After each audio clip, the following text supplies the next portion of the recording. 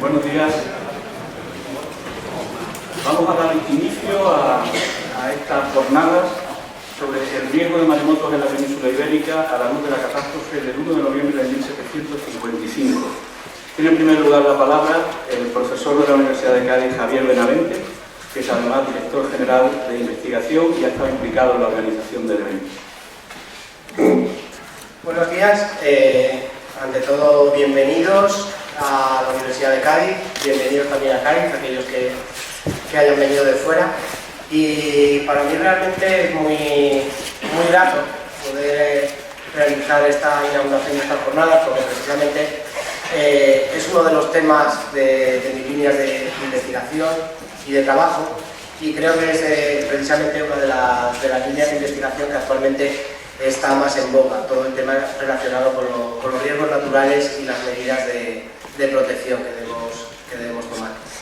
En este caso, creo que las jornadas tienen una estructura muy interesante, porque son unas jornadas que están creadas en torno al evento del tsunami, del terremoto de Lisboa de 1755,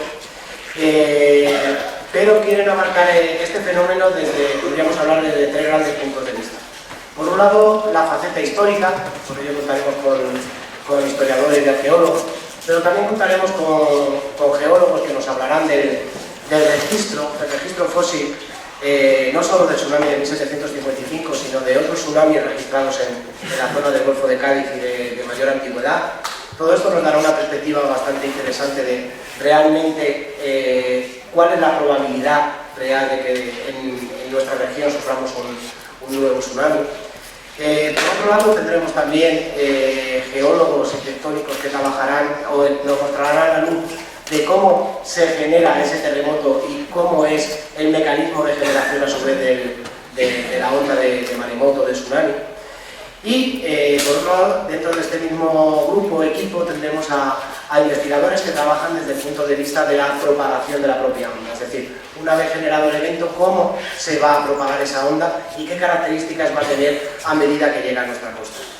Por último, un tercer grupo, pero no menos importante, de investigadores, lo que nos mostrarán será cómo crear un sistema de alerta y, sobre todo, que creo que es lo que más nos hace falta, cuál es la estructura de acción de protección civil que deberíamos tener a la luz de estos eventos que podemos registrar. Como hemos venido comentando con algunos de los organizadores que hemos trabajado en esta jornada, por desgracia en nuestro país actualmente, si bien no existe un sistema de alerta a la hora de avisar de un tsunami, sí que tenemos esa red sísmica nacional que avisaría de la generación del tsunami. Tenemos los protocolos incluso de actuación por parte de la unidad de emergencia, pero creemos que existe un desconocimiento muy grande por parte de la población de cuáles serían las acciones que deberían tomar. Creemos que aún nos falta un paso más que deberíamos dar a la hora de generar, o por lo menos educar a las personas de nuestro entorno de cuáles deberían ser los pasos a la hora de actuar en el caso de un evento de este tipo. Bueno, no quiero terminar mi intervención sin pedir disculpas por parte de uno de los organizadores generales de esta jornada, el profesor Javier Gracia Prieto, que por desgracia inesperadamente su padre falleció ayer y tuvo que desplazarse a Zaragoza, su ciudad natal, para atender los asuntos familiares. Por tanto, pido disculpas en su nombre y desde aquí le mandamos desde la organización un fuerte abrazo. Muchas gracias. Gracias. A continuación tiene la palabra don José Antonio Aparicio, presidente del Instituto Español para la Reducción de Desastres. Buenos días a todos.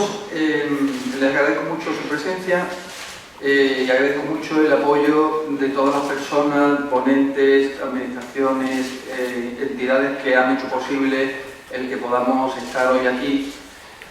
Y realmente el estar aquí no es una casualidad, es realmente el fruto de un trabajo que llevamos realizando, con el que llevamos participando y colaborando varios años. Hay que recordar que en el año 2004 hubo un maremoto que creo que ya todo el mundo conoce, que destruyó costas incluso muy lejanas al sitio donde se produjo el propio terremoto. Esto levantó una gran expectativa a nivel internacional sobre la importancia que tienen los sistemas de alerta temprana y sobre todo también la capacidad de la población de hacer frente a este tipo de riesgos. A partir de ahí hubo una serie de trabajos y proyectos internacionales apoyados y amparados por las universidades, una de ellas la Universidad de Naciones Unidas, pero también universidades españolas, entre ellas la Universidad de Cantabria en concreto, que hizo uno de los proyectos en el año 2009, se llama el proyecto Transfer. Para nosotros es un referente ahora mismo en lo que sería el estudio de vulnerabilidad de las costas de Cádiz y Huelva en concreto, frente al riesgo de maremotos. Ahí entramos a colaborar, digamos, algunas personas más que nos sumamos a ese esfuerzo. Luego en la Escuela Nacional de Protección Civil también se han desarrollado algunas jornadas técnicas similares a esta para abordar ese riesgo de maremotos en la península ibérica, en España. Y nosotros, digamos, lo que ahora, en 2015, hemos intentado es traer todo este conocimiento que existe a nivel internacional y que se aborda en otros foros internacionales y nacionales, traerlo de esos puntos lejanos donde se reúnen esas comisiones científicas o esas reuniones científicas, traerlas al sitio donde presumiblemente venga un nuevo impacto, no sabemos cuándo, de maremoto parecido al que coincide este año con el 260 aniversario del maremoto de Cádiz, el 1 de noviembre de 1755. Hemos querido, digamos, traer todo ese conocimiento aquí, convertir Cádiz en un laboratorio científico, en una especie de ateneo, donde podamos tratar este tema, este tipo de riesgos con naturalidad, con la certeza de que volverá a ocurrir, pero que si sabemos y tenemos esa información, saber cómo tenemos que actuar, que es lo importante en cualquier circunstancia de la vida humana, pero también frente a tipo de riesgos, pues si sabemos y tenemos esa información, evidentemente los ciudadanos y todos los que tenemos un cierto conocimiento de cómo actuar en ese momento, pues tendremos una labor y una misión muy importante. La gente siempre nos pregunta, bueno, ¿y cuál será el plan? ¿Y cuál es el plan? ¿Y cuál es el plan? ¿Y qué tenemos que hacer? ¿Y cuál es el plan? Pues el plan nosotros, al final, después de mucha reunión científica, lo hemos sintetizado en una frase. El plan es salvar la vida. No hay otro plan.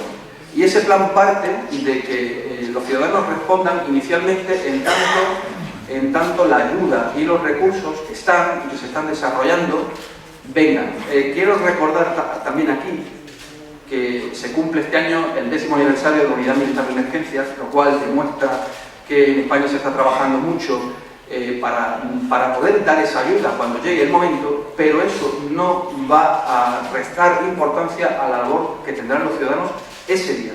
Yo siempre digo muchas veces que aunque hablamos de un riesgo catastrófico, cuando se produce un accidente de tráfico, y el otro día tuve yo la casualidad de encontrar un accidente de tráfico por delante de donde yo iba circulando, me di cuenta de que incluso en los accidentes cotidianos el primer interviniente es el que va detrás del conductor que se ha siniestrado. Es decir, ese es el primero que va a dar la alerta, el primero que tendrá que saber actuar, el primero que tendrá que tapar una herida, el primero que tendrá que poner a la persona en una posición de seguridad, el que tendrá que saber que a un motorista no se le quita el casco, y eso lo tiene que saber el que va detrás del accidente. Pues de la misma forma que nosotros sabemos que en ese momento somos importantes, el día que venga un maremoto también seremos importantes, para salvar la vida nuestra y para salvar la vida de los que tenemos alrededor. En definitiva, lo que venimos a traer es el conocimiento, para que ese conocimiento sirva de herramienta a todos aquellos que en ese momento tengan que actuar de la manera que esté en sus manos.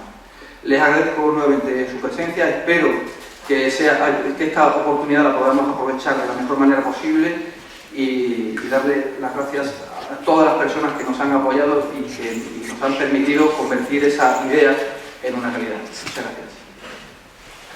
Gracias. Tiene a continuación la palabra doña Maribel Peinado, vicepresidenta primera de la Diputación de Cádiz. Buenos días a todas y a todos, y muchas gracias por asistir a estas interesantes jornadas técnicas en las que durante 2 días vamos a tener la oportunidad de conocer desde una perspectiva multidisciplinar los distintos aspectos relacionados con el riesgo de maremotos en la península ibérica a partir del conocimiento del histórico maremoto del año 1755.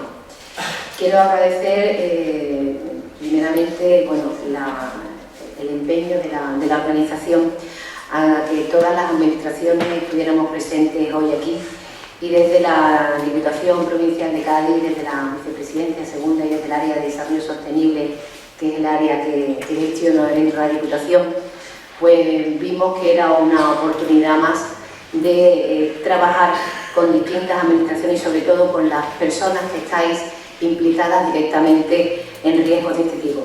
Como sabéis, la provincia de Cádiz, por su situación, constituye pues, un importante nexo de unión geográfico entre los continentes europeo y africano y constituye además la frontera entre los dominios atlántico y mediterráneo. Fruto de ello, poseemos en nuestra provincia un valioso patrimonio natural, pero también expuesto a distintos riesgos de origen natural, como las inundaciones, incendios forestales y también maremotos. A pesar de que el riesgo ante el maremoto en España es significativo, no es comparable con el de otras zonas del mundo. No obstante, el terremoto de Lisboa de 1755, que tuvo su epicentro en el sudeste del Cabo San Vicente, produjo un maremoto con olas de 15 metros que asoló las costas españolas, portuguesas y marroquíes. Por otra parte, el riesgo actual de nuestras costas es muy superior al existente cuando ocurrió el terremoto de Lisboa, debido a la extremada ocupación del territorio, en particular de todo el borde litoral, por edificaciones de vivienda, turísticas y de todo tipo de establecimientos. Por esto, en el área de desarrollo sostenible de la Diputación de Cádiz, pues somos muy conscientes de esta situación y estamos colaborando. A lo mejor hay personas que no saben exactamente cuál es la gestión que hacemos desde la Diputación y hoy queríamos pues también decirlo aquí en esta jornada. Estamos colaborando estrechamente con nuestros municipios para la prevención del riesgo.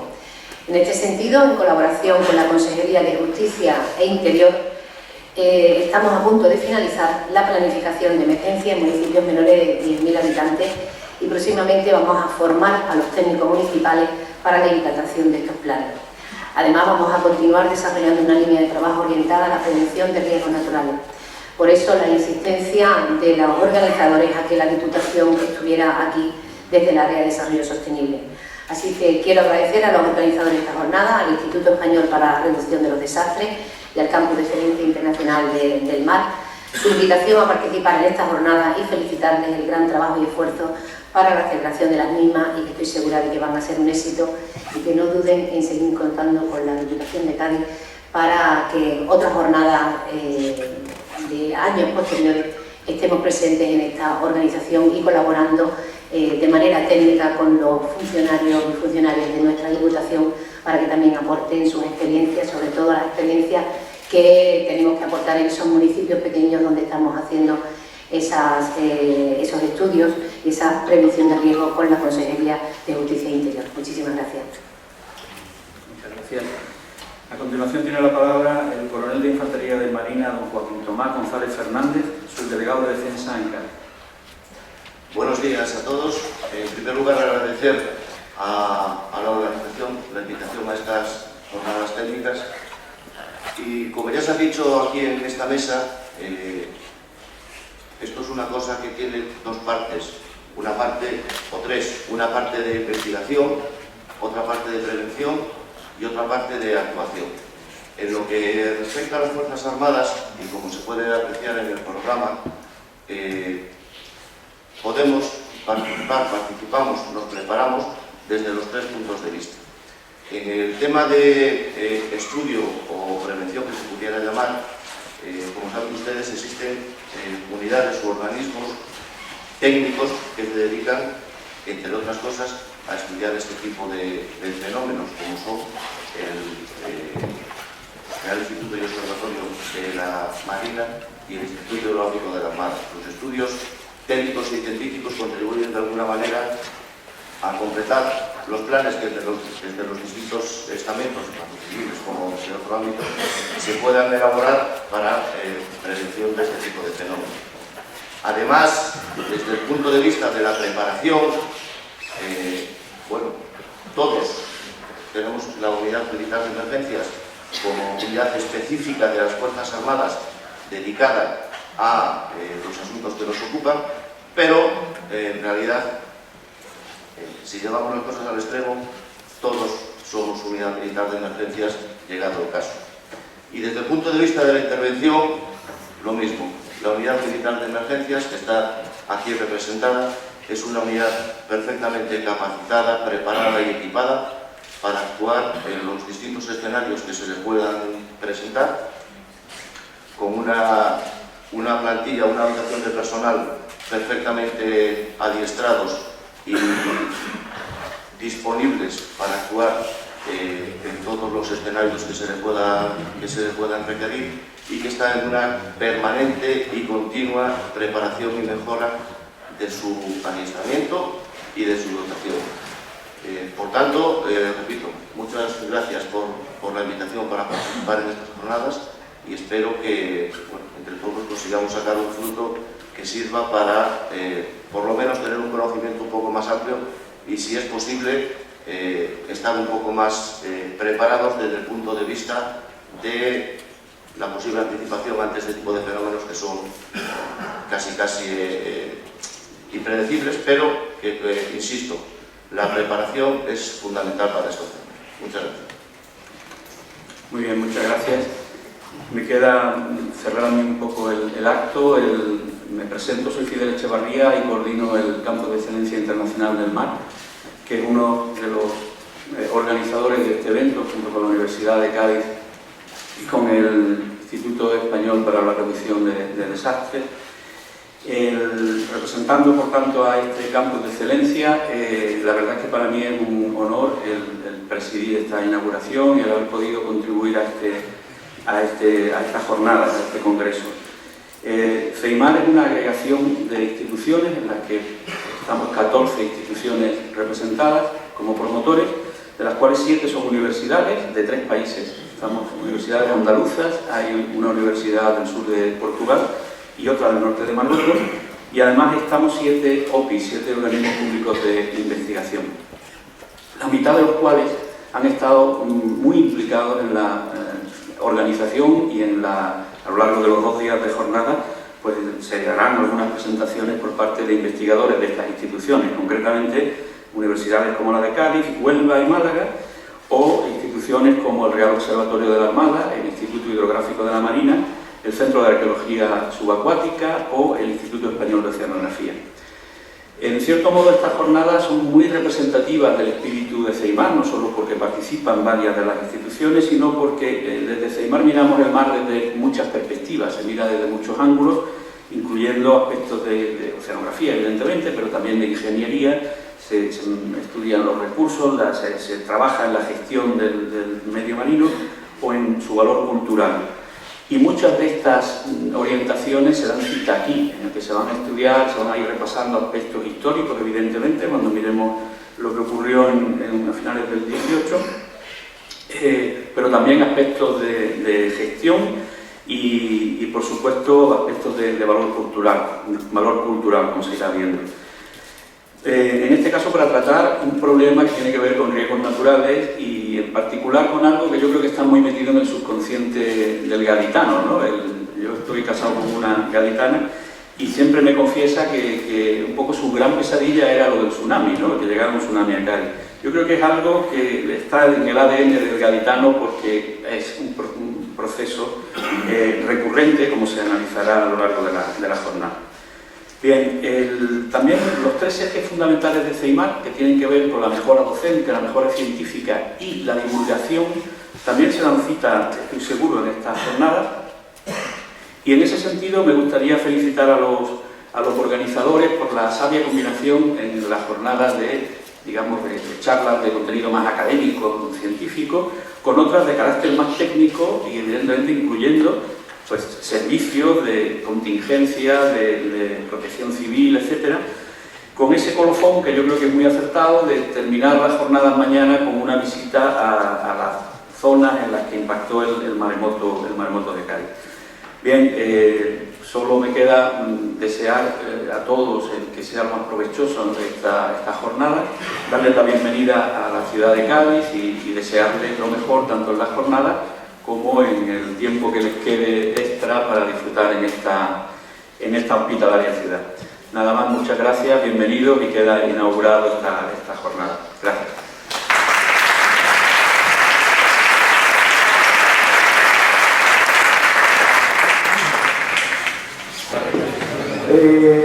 Buenos días.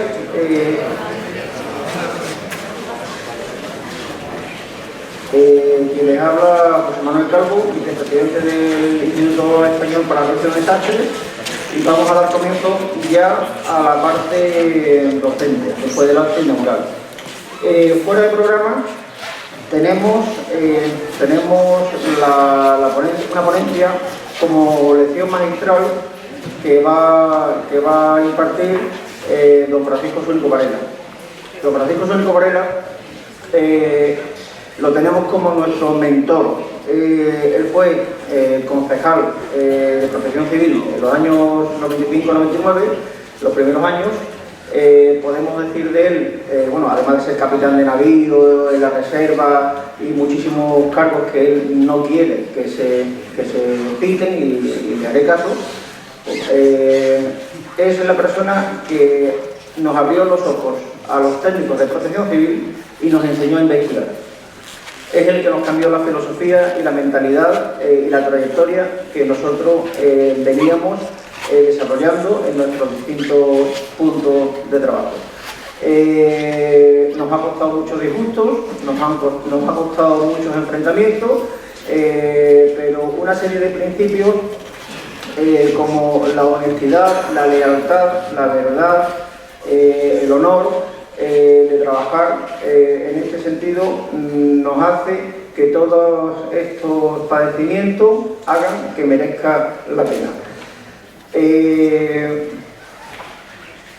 Antes que nada, quiero dedicar esta jornada a Salvador Menero Quirós, que fue jefe de la unidad de protección civil, primero del gobierno civil y luego ya cuando pasó a la subdelegación de gobierno.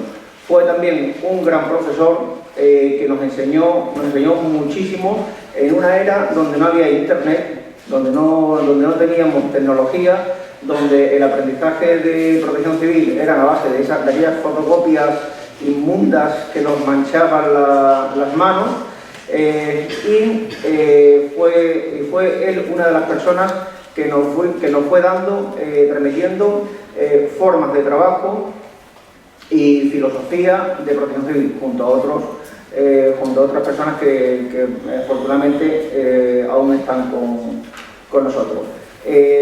La madre naturaleza se cebó con él en una mala enfermedad que acabó arrebatándonos su presencia, entre la impotencia que esto genera cuando un buen amigo y un buen profesor se marcha a edades tan tempranas. En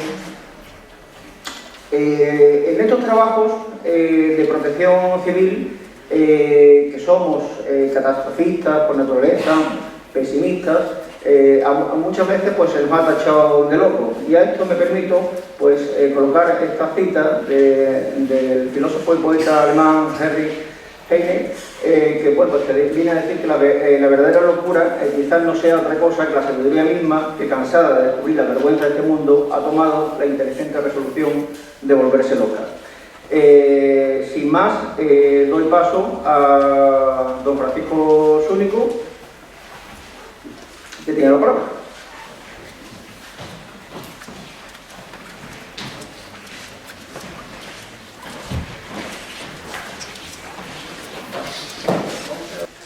Querido y admirado José Antonio Aparicio, José Manuel Calvo, presidente y vicepresidente respectivamente del IRD, estimado y admirado Federico Mayo, secretario e infatigable impulsador de estas jornadas, que con tanta ilusión y esperanza hemos comenzado hoy, dignas autoridades civiles y militares, y hoy quisiera también agradecer a Javier Benavente y echar de menos a Javier Gracias por lo de su padre, ¿no? Señores queridos amigos. Con toda la pasión de gratitud física, psíquica e intelectual que me produce el que se me haya designado por puro afecto para abrir esta jornada, esta sección de jornada, he de insistir, nunca está de más decirlo, que el IRD es una sociedad científica, altruista e independiente, cuyo objetivo es salvaguardar la vida y la seguridad pública frente a los riesgos colectivos, directos, indirectos y circunstanciales, riesgos que se derivan de la multiforme actividad física de nuestro planeta, que sigue vivo, así como de la actividad humana, cuando no de la torpeza o miseria de tanto irresponsable, independiente o en grupo.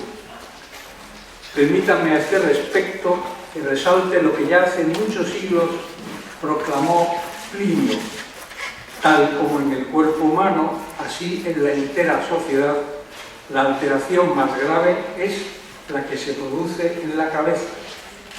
Y una de esas alteraciones, a veces patológica cuando no endémica, es la reducción egoísta al aquí, ahora, nosotros o yo, de lo que debiera tener perspectivas mucho más amplias, perspectivas que tendrían que abarcar un poco más allá de nuestra vista y, por supuesto, más allá de uno o dos periodos legislativos, e incluir siempre a los otros, a los demás, cuando no a todos. También conviene resaltar, porque pensamos que es básico, que en cualquier sistema de protección o defensa civil, los ciudadanos juegan un papel esencial en asegurar su propia seguridad y en la de sus semejantes. La población, los ciudadanos, que no los súbditos, no solo no debe depender rígidamente de las estructuras y de los poderes públicos para alcanzar tal protección, sino que debe buscarla y procurarla por sí misma en estrecha colaboración con ella y entre sí, para evitar o mitigar el impacto de los riesgos y peligros colectivos graves. En esta labor, las administraciones públicas de todos los niveles están llamadas a promover y a apoyar, dentro de sus posibilidades y capacidades, que son muchas, la vinculación voluntaria y desinteresada de los ciudadanos a través de organizaciones que, como la nuestra, se orienten principalmente a la prevención de situaciones de emergencia con carácter previo a la actuación de los servicios de protección civil o en colaboración con los mismos. Es aquí precisamente donde el IRD encuentra su máxima justificación y su razón de ser, como se encargan de repetir nuestros trípticos, carteles, propaganda, página web, intervenciones, etc. Efectivamente, en el IRD queremos saber lo máximo que nos permitan los medios y recursos disponibles, cuáles, cuántos, dónde, de qué entidad y nivel son los riesgos y peligros catastróficos a los que está expuesta la vida humana, y contribuir decididamente al diseño, puesta en práctica e inclusión de estrategias que permitan alcanzar los máximos niveles de resiliencia de la población y su entorno físico frente al impacto de esos riesgos y peligros, con objeto de minimizarlos o incluso eliminarlos. Y hemos escogido esta ciudad porque aquí hemos nacido como institutos y muchos como personas físicas. Pues nuestra sociedad guarda el recuerdo del maremoto, como se ha repetido aquí, del 1 de noviembre de 1755, porque todos los integrantes tenemos vocación de servicio al bien común y porque sabemos, como así lo demuestran testimonios documentales y arqueológicos, además de la ciencia moderna, que el maremoto volverá a repetirse, aunque no sepamos día, hora, intensidad ni duración, cumpliéndose una vez más la predicción de nuestro Lucio Anneo Séneca hace de esto casi 2000 años. Una ciudad puede tardar siglos en construirse, pero puede que horas en ser destruida. Más adelante, como ha recordado hace bien poco en un excelente artículo en el Día de Córdoba, también nuestro Óscar Lobato, aquí presente, y cito textualmente: los científicos tienen motivos para aseverar que el periodo de retorno, la repetición cíclica de tales catástrofes, sucede cada 3 siglos y medio aproximadamente, década arriba o abajo. O sea, preparemos a nuestros hijos para que ellos a su vez lo hagan con los suyos, porque este dato, avalado por la experiencia, por la ciencia, nos trasladaría a los alrededores del año 2095, o sea, para finales de este siglo en el que estamos, para dentro de 80 años, década más, década menos. Como saben, las Naciones Unidas han ido asumiendo de forma creciente y paulatina, tan creciente y paulatina como decididamente, esta misma inquietud, y lo que inicialmente se definió como el Decenio Internacional para la Reducción de los Desastres Naturales, que abarcó 2 periodos de 10 años, 1990 a 1999 y 2000 a 2009, ha terminado fijando el 13 de octubre de cada año como Día Internacional para la Reducción de los Desastres. Precisamente el primero de este año fue 13 y martes. En el mensaje de este año, hace apenas 15 días, el secretario general Ban Ki-moon, aprovechando que el lema de este año es conocimiento para la vida, que bien planteado, ha insistido en que el grado de devastación en pérdidas de vida humana y daños materiales resulta de la combinación entre las fuerzas de la naturaleza y la actividad humana, actividad que incluye lógicamente en la planificación de las ciudades, bien o mal planificadas, la puesta en marcha de sistemas de prevención, alerta temprana, conocimiento, preparación y adiestramiento. Y el propósito de las Naciones Unidas no es otro que el de concienciar a los gobiernos, a las organizaciones de todo tipo y a las personas para que tomemos medidas encaminadas precisamente a minimizar, cuando no a anular, esos riesgos. Me parece de justicia aprovechar la ocasión que se me brinda para dar, en consonancia con lo dicho, público testimonio de gratitud a esas miríadas de funcionarios civiles y militares, jóvenes y mayores, situados en todos los niveles de las administraciones públicas, que realizan su labor, calladas las más veces, haciendo un valioso servicio al bien común, con lealtad omnidireccional y poniendo claramente la verdad, lo cierto, en beneficio de todos, por delante de eso que desgraciadamente tanto abunda de lo más oportuno, lo más conveniente, o en pro de una parte en perjuicio del resto.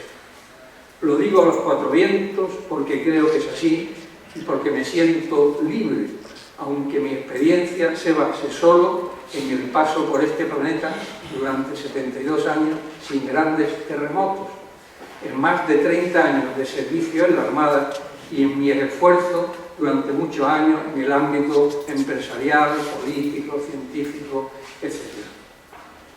Y para finalizar, transmitiros una experiencia altamente enriquecedora que viví durante los 5 años que actué en Bruselas como jefe de las delegaciones españolas ante la OTAN, primero respecto a operaciones anfibias y después respecto a operaciones aeromarítimas.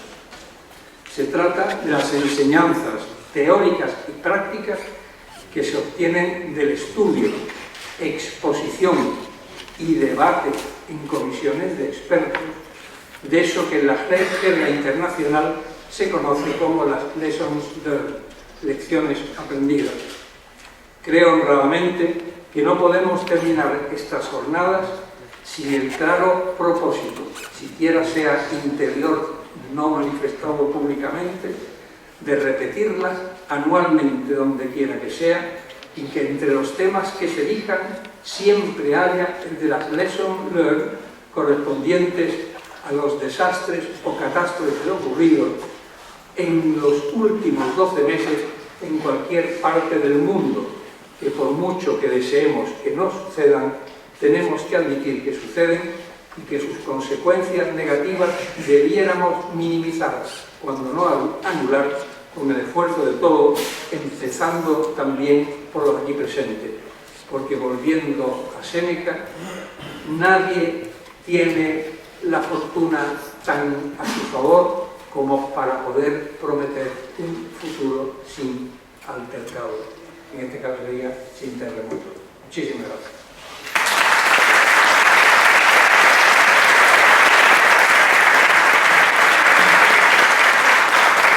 A continuación, el profesor José Manuel Martínez Solares tiene la palabra.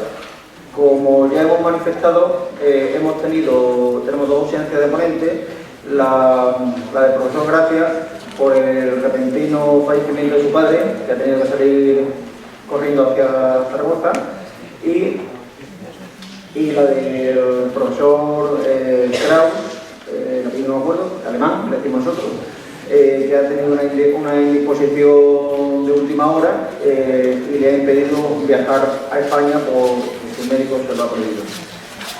Los temas que tenían que ser tratados van a ser abordados por otros ponentes que han compartido estudios e investigaciones con ellos y por tanto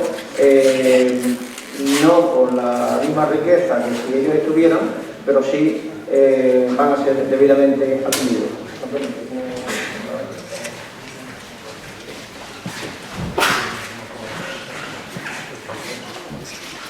El ponente que inaugura este ciclo de conferencias es José Manuel Martínez Solares. Realmente me cuesta presentarle porque para mí es una eminencia en España, conocido por algunos de sus trabajos, pero realmente tiene un currículum prácticamente irresumible. Él es doctor en Ciencias Físicas por la Universidad Complutense de Madrid. Es el secretario de la Comisión Permanente de Normas Sismorresistentes. Ha pertenecido al grupo de trabajo para la elaboración de la primera directriz básica de protección civil ante el riesgo sísmico. Es jefe del área de Geofísica del Instituto Geográfico Nacional. Y seguramente es más conocido por el público general porque escribió un primer libro en el año 2001 que se puede descargar vía web a través de la página web del Ministerio de Fomento, que es Los efectos en España del terremoto de Lisboa. Este libro se publicó en el año 2001, es una obra, yo creo que fundamental, que cualquier geólogo, cualquier investigador y cualquier persona que trabaje en el mundo de la gestión de emergencias debería leer. Y realmente a mí particularmente me ha servido de plataforma para otros trabajos de investigación que he hecho sobre este riesgo de maremoto. También es autor o coautor, junto con Julio Mezcua, de un catálogo también muy interesante sobre sismicidad del área ibero-mogrebí. Tiene un segundo catálogo más actualizado de la parte, digamos, más moderna de la sismicidad en España. Yo le doy la palabra, le doy las gracias por la parte que me corresponde de que esté aquí y nada, le cedo el activo.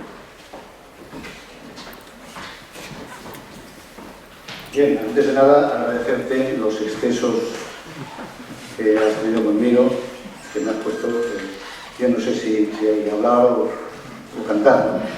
En cualquier caso, sí quiero agradeceros a ti en particular, a Manuel Calvo y al Instituto Español de Reducción de Desastres, la invitación a estas jornadas y, por supuesto, el poder disfrutar de la ciudad de Cádiz, que pienso que es una de las ciudades más bonitas de España.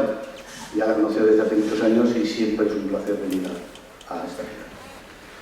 Bueno, las jornadas hablan del riesgo de maremotos o tsunamis en España y en particular en Cádiz. Pero claro, fundamentalmente esto está originado por el terremoto, o por el terremoto en este caso, el terremoto de 1 de noviembre de 1755, que tampoco debemos olvidar que el 28 de febrero de 1969, que seguramente algunos de ustedes recordarán, hubo un terremoto también en la zona muy próxima de Lisboa, que tuvo una magnitud de 7,8 y que también generó un pequeño tsunami, pero que solamente se registró en los mareógrafos. Bueno, la idea fundamental en esta presentación es ver qué características tuvo terremoto y maremoto global.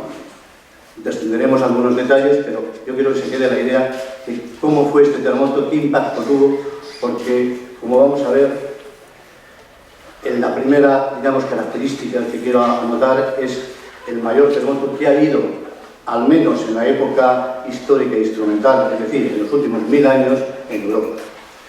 Ya veremos también que la magnitud de 8,5 es una magnitud estimada, puesto que no había instrumentos, pero que nos da, digamos, una idea del tamaño de la liberación de energía que tuvo, que podemos comparar, pues seguramente con el resto de terremotos ocurridos en el mundo, podría estar en el top de los 20 terremotos más importantes ocurridos nunca en la Tierra. Bueno, yo creo que todo el mundo sabe también que el terremoto este se llama de Lisboa, primero porque era la ciudad más importante que tuvo los efectos del terremoto, segundo porque llegó también el maremoto, y tercero porque sufrió un incendio. El incendio en ciertas épocas ha sido muy normal, recordemos el terremoto de San Francisco de 1906, que también ocasionó un incendio que prácticamente destruyó también la ciudad de San Francisco.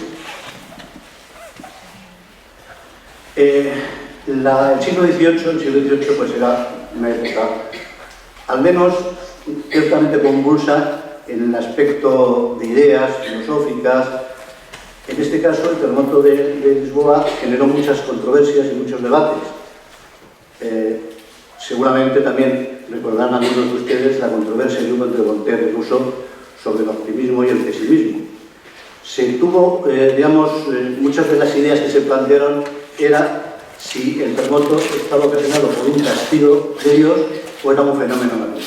Pues hubo muchísima documentación, muchos escritos, muchos, digamos, debates, como digo, entre filósofos pues, españoles, franceses, etcétera, para decidir si el terremoto, como digo, era un fenómeno natural o estaba ocasionado por la maldad divina. Luego veremos un caso, o anotaré un caso en Sevilla, que resulta bastante curioso. Bueno, evidentemente, es el tema, digamos, que vamos a discutir más, generó un gran maremoto. Seguramente el maremoto también, independientemente del terremoto más grande, por supuesto el maremoto más grande, y uno de los maremotos más grandes registrados también en el mundo. Las crónicas, incluso modernas, en el Servicio Geológico de los Estados Unidos habla de 70.000 muertos en este terremoto. Evidentemente está muy exagerado. Yo calculo que entre 20 y 30.000, juntando los fallecidos, incluso los ahogados, ya no tanto por la caída de edificios o de fragmentos de los edificios, también por los ahogados, unos 30.000, contando, como digo, Portugal, España y Marruecos. Yo creo que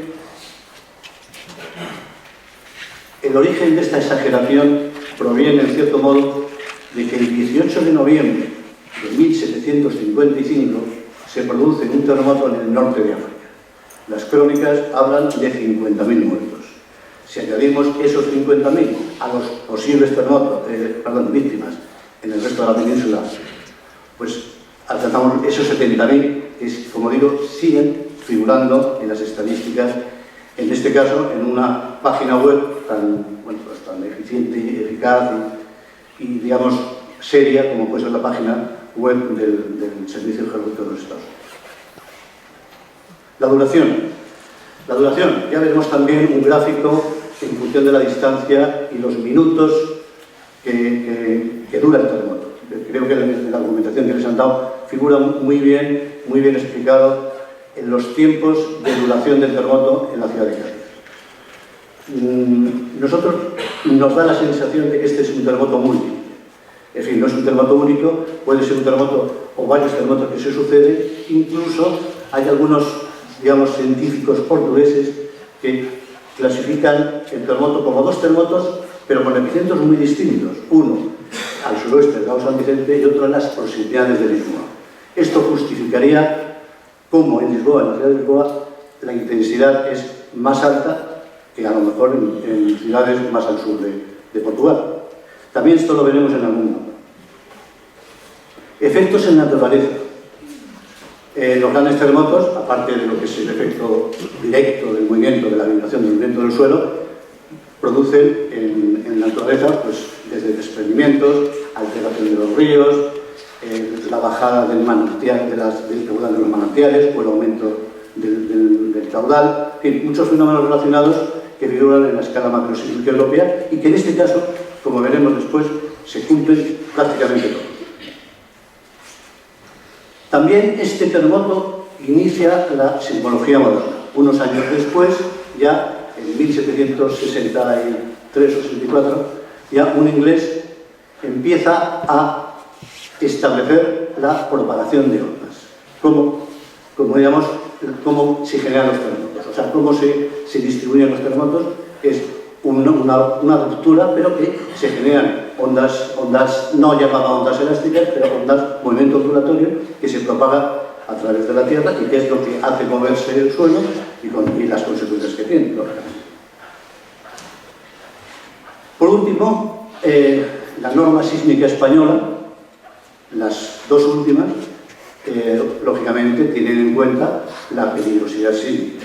La peligrosidad sísmica está directamente relacionada con la probabilidad de ocurrencia de un terremoto. En el caso de Lisboa, lo que es la falla de Azores-Gibraltar, que luego veremos en algunas presentaciones, pues es la que genera los terremotos de mayor magnitud que pueden afectar a España.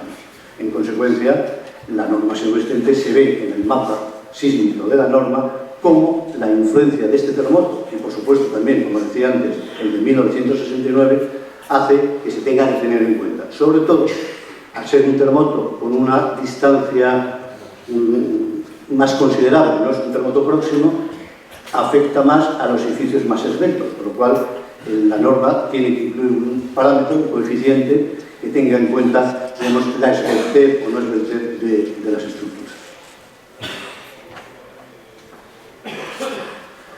Como digo, el terremoto genera muchos debates, muchas controversias, muchos escritos. Aquí he puesto 3 ejemplos más o menos curiosos, desde una descripción funesta del terremoto, la relación verídica del terremoto en Ayamonte, incluido también el maremoto, un estudio alemán, en fin.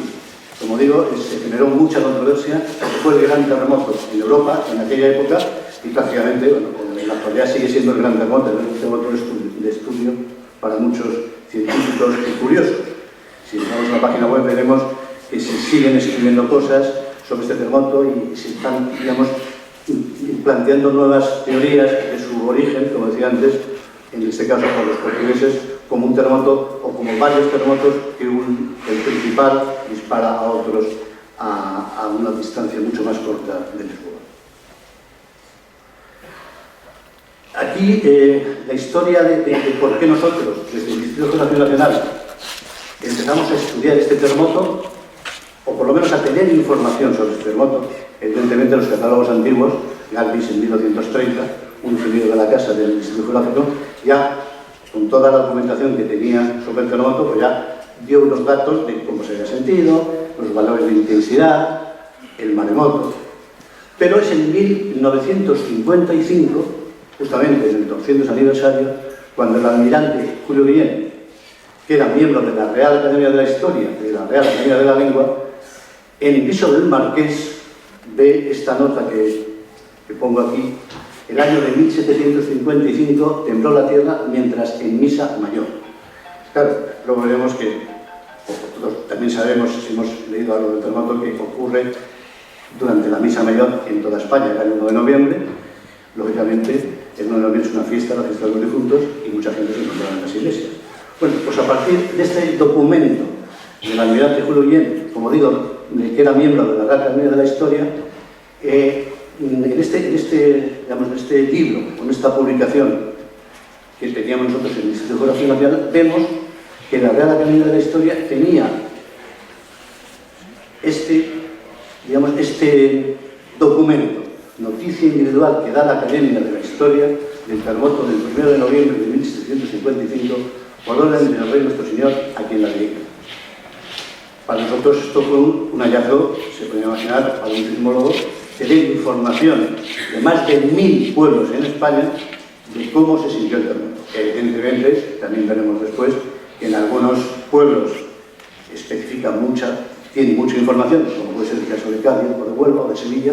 En otros, lógicamente, pues en Castilla y León veremos que prácticamente en algunos casos solamente se sintió el terremoto, ni siquiera tenemos capacidad de asignarle un valor de intensidad. Pero bueno, esto nos sirvió para en el año 1980 trazar este mapa de isosistas. Mapa de isosistas que me dice los valores de la intensidad en toda la España, en este caso la España peninsular. Nos faltaría Canarias, pero bueno, en cualquier caso, solamente la tenemos para la península ibérica. Hemos incluido también las líneas isosistas que hicieron los portugueses. Pereira de Sousa, un sismólogo portugués, a principios del siglo XX, hizo una evaluación del terremoto en Portugal y trazó esas líneas. Podemos apreciar cómo en Lisboa las líneas, digamos, los valores de intensidad son muy altos, incluso más altos que podemos ver al sur de Portugal. Esto, por lo que decía antes, la teoría está de un terremoto disparado por el principio. Los valores de intensidad también marcan mucho dónde ha sido la máxima, que ha sido Huelva y Sevilla. Cádiz, curiosamente, los daños directos del terremoto son menores. Esto también lo veremos ya en un estudio más reciente que publicamos. Bueno, el documento anterior era de la Real Academia, pero estaba hecho a partir de documentos originales que estaban en el Archivo Histórico Nacional. Esos documentos originales, pueblo por pueblo, eran debidos a una encuesta que el rey Fernando VI había hecho en todos los pueblos de España. Esa encuesta, como digo, digamos, el documento anterior era importante para los sismólogos, pero es que esta es todavía más importante en el momento en que hace una serie de preguntas, que son muy parecidas si han entrado en la página web del Instituto Geográfico Nacional. Cuando sienten un terremoto, te preguntan una serie de datos para valorar cómo ha sido sentido. En este caso, las preguntas que hace el rey pues, tienen muchísimo sentido. La primera, ¿se sintió el terremoto? Lógicamente sería la primera. La segunda, ¿qué hora? La tercera, ¿qué tiempo duró? ¿Qué movimientos se observaron en los suelos, paredes, edificios, fuentes y ríos? Aquí ya podríamos asignarles valores de intensidad. ¿Qué ruinas o perjuicios antes en las fábricas? Otra también, se entiende que son los edificios. ¿Qué ruinas o perjuicios? ¿Han resultado muertos en personas y animales? Lógicamente, los animales también contaban a la hora de valorar las pérdidas económicas. Ocurrió otra cosa notable. Luego veremos que hay gente, o mucha gente, muchos pueblos contestan que sí, hay cosas más notables. Y por último, el eterno cuestión de los predictores. Si antes de él hubo señales que lo anunciasen.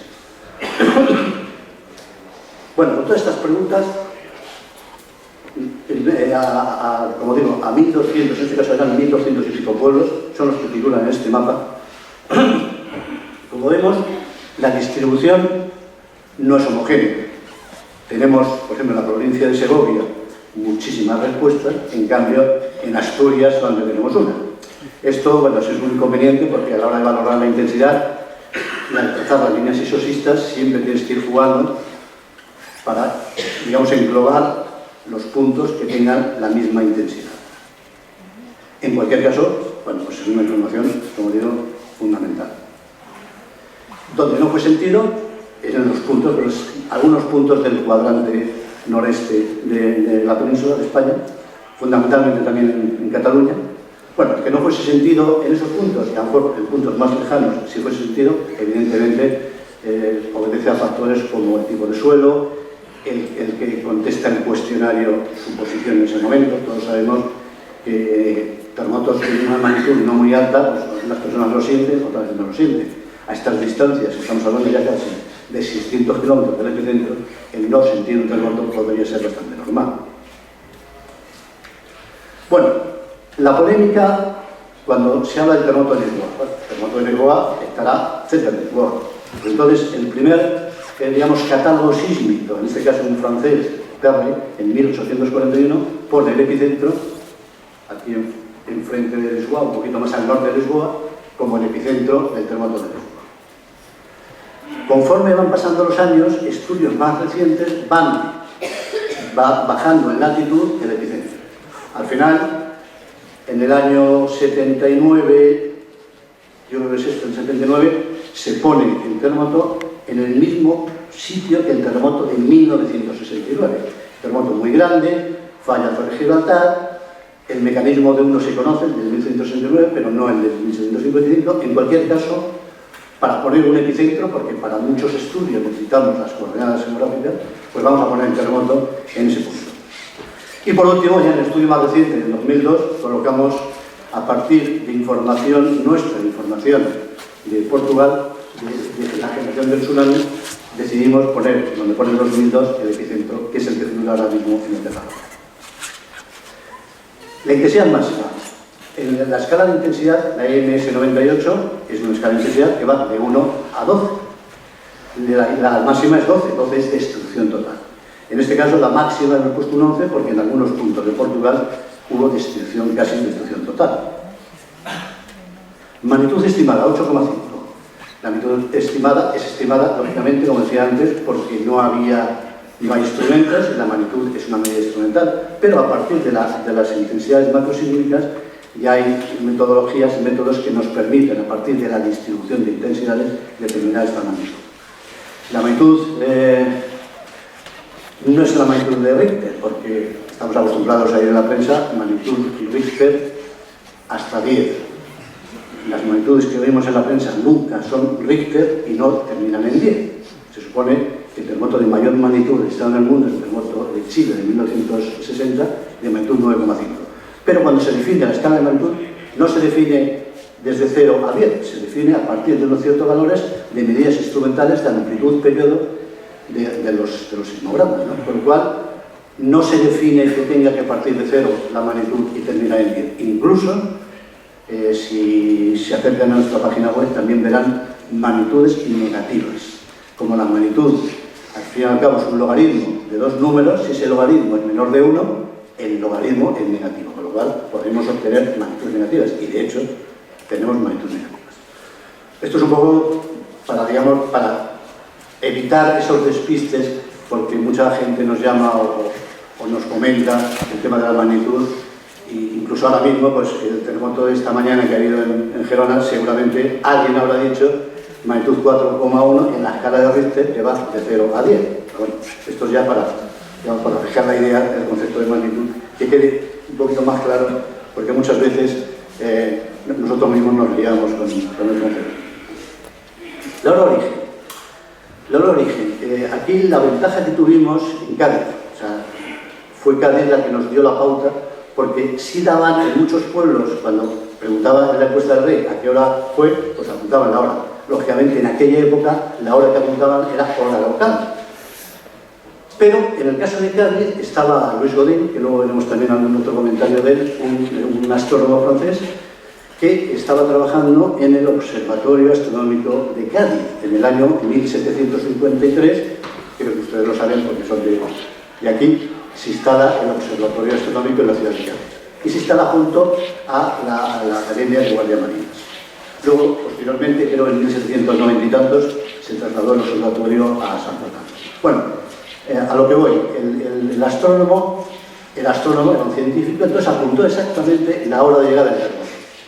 También apuntó la hora de llegada de las olas, de las sucesivas olas que generó el mar. Entonces, pensando que eran las 9:52, sentido en Cádiz, calculando que los documentos de Lisboa eran 9:40, son homogéneas las dos horas. Las 9:40 de Lisboa y las 9:52, teniendo en cuenta la diferencia de longitud, coinciden perfectamente. Lo cual nos permite, sabiendo la distancia epicentral, determinar la hora origen, incluso darla en GMT, tiempo universal, que son las 10 horas y 16 minutos, que ahora mismo serían pues, las 11 horas y 16 minutos, si traspasásemos ahora mismo al 29 de octubre. Bueno, si vemos ya un mapa general de la sismicidad que acabamos de publicar, vemos cómo el terremoto de Lisboa coincide donde los terremotos más importantes que han afectado a la península. estos dos circulitos blancos, uno de ellos es el terremoto de Lisboa. No es que sean iguales, uno es del 69, pero bueno, para no complicar mucho el mapa, a partir de una cierta magnitud pusimos ese diámetro de círculo. Pero ahí está. Como vemos, y veremos a lo largo de las jornadas, es la falla Torre-Gibraltar, típicamente donde sucede el terremoto de Lisboa. Los parámetros sísmicos del terremoto. Bueno, ya he dicho que es un terremoto de magnitud estimada 8,5. 8,5 podemos hacer cálculos un poco y ver que este 8,5 es 130.000 veces de liberación de energía superior al terremoto de Lorca de 5,1 del año 2011. Y 5,6 veces menor que el terremoto de Japón de 2011, que era de una magnitud 9,2, 9,3. Bueno, un poco para hacernos la idea de dónde nos estamos moviendo. Como decía antes, el tema de la duración era importante. En este gráfico vemos la duración en minutos que daban cada uno de los pueblos respecto a la distancia. La dispersión es inmensa. Pero la mayoría coincide entre los 7 y los 8 minutos. Réplicas. Durante los primeros 6 meses se producen 250 réplicas. Cuando estamos hablando de réplicas, en 1755 son réplicas que por lo menos magnitud 5 tenían, si no eran superiores. Porque se tenían que sentir en tierra. Un terremoto en el mar que se siente en tierra ya tiene que tener una magnitud importante. Con lo cual, todas las réplicas mínimo seguramente podrían tener una magnitud 5. Y hasta septiembre del año que viene pues también hubo otras. Este ya es el mapa, con los datos ya no de la Real Academia de la Historia, sino con los del Archivo Histórico Nacional, mucho más detallado, donde podemos construir, no muy distinto al anterior, el mapa de isosistas con los valores de intensidad. Vemos que en Huelva y Sevilla es un 8. El 8 de intensidad significa daños estructurales graves. Algunos edificios colapsan. En cambio, en Cádiz podemos incluso ver un 7 o un 6. Yo creo que la ciudad de Cádiz está asignada con un 6 de intensidad. 6 de intensidad son daños leves estructurales, o muy leves estructurales, y daños un poco más graves no estructurales.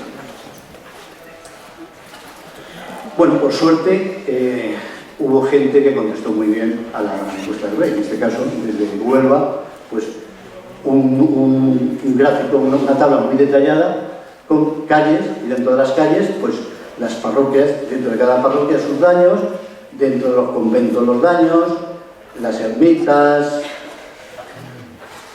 bueno, al final hasta las casas, lastimadas y sin daño. Prácticamente casas sin daño no hay ninguna. Bueno, no hay ninguna. Luego los ahogados en las playas y los sepultados por edificio. Vemos los ahogados en las playas 66 y los sepultados 8. Realmente el terremoto, las víctimas por el terremoto, por caída de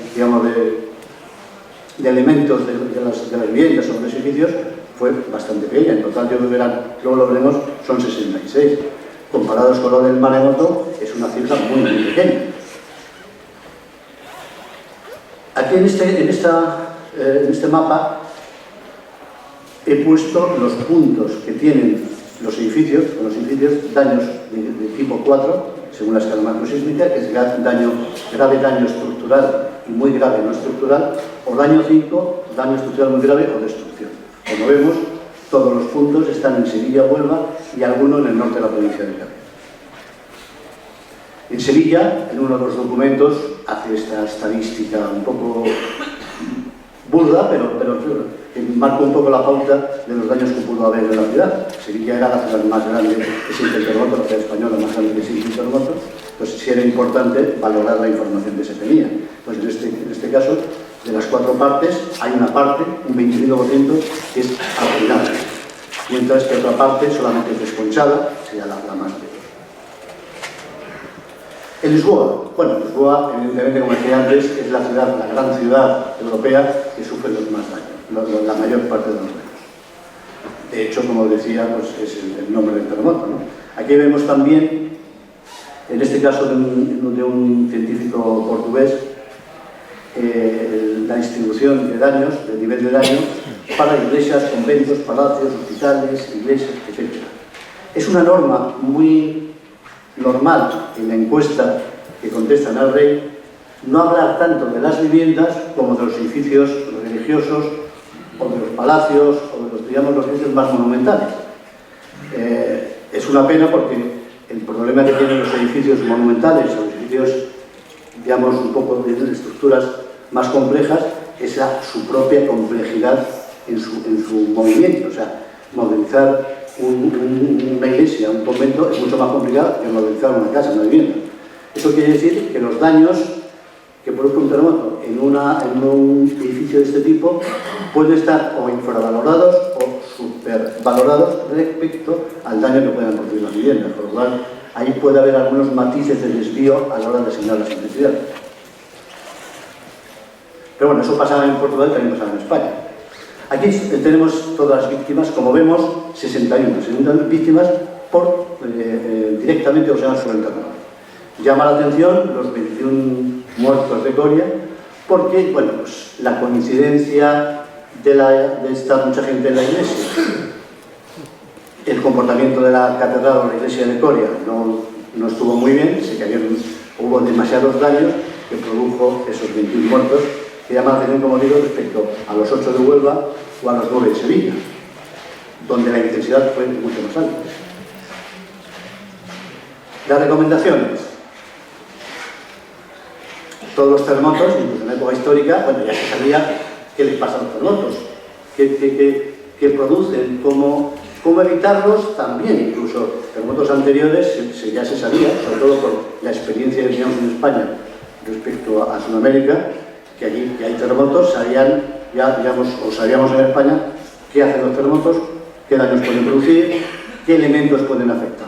Entonces, en este caso, las recomendaciones, voy a poner, la verdad es que muy pocas recomendaciones para no, digamos, extendernos, pero sí, para que lo que me interesa es comparar la diferencia que hubo entre Portugal y España. En Portugal, pues se recomiendan estudios previos antes de la reconstrucción de Lisboa, que fue reconstruida. Uso de nuevos elementos estructurales, que era la gaiola pombalina, que era una estructura de madera muy, muy rígida, con muchos elementos que unían todas las partes, que daba una estructura muy sólida para reconstruir los edificios. Las nuevas casas, un máximo de 3 alturas. Cuanto más alta era la casa, podría tener más problemas de estabilidad y podría colapsar. Y luego el efecto del suelo. Todos sabemos que el efecto del suelo es fundamental en el cálculo o en la percepción del movimiento del suelo. Los suelos blandos pueden amplificar hasta 2 y 3 veces la aceleración del movimiento del suelo. Con lo cual, de hecho, todas las normas existentes, lógicamente, uno de los factores principales es qué tipo de suelo, el tipo de suelo para tenerlo en cuenta en la construcción. Bueno, estos son los 4 elementos importantes que se recomiendan en Portugal. Vamos a ver lo que se recomienda en España.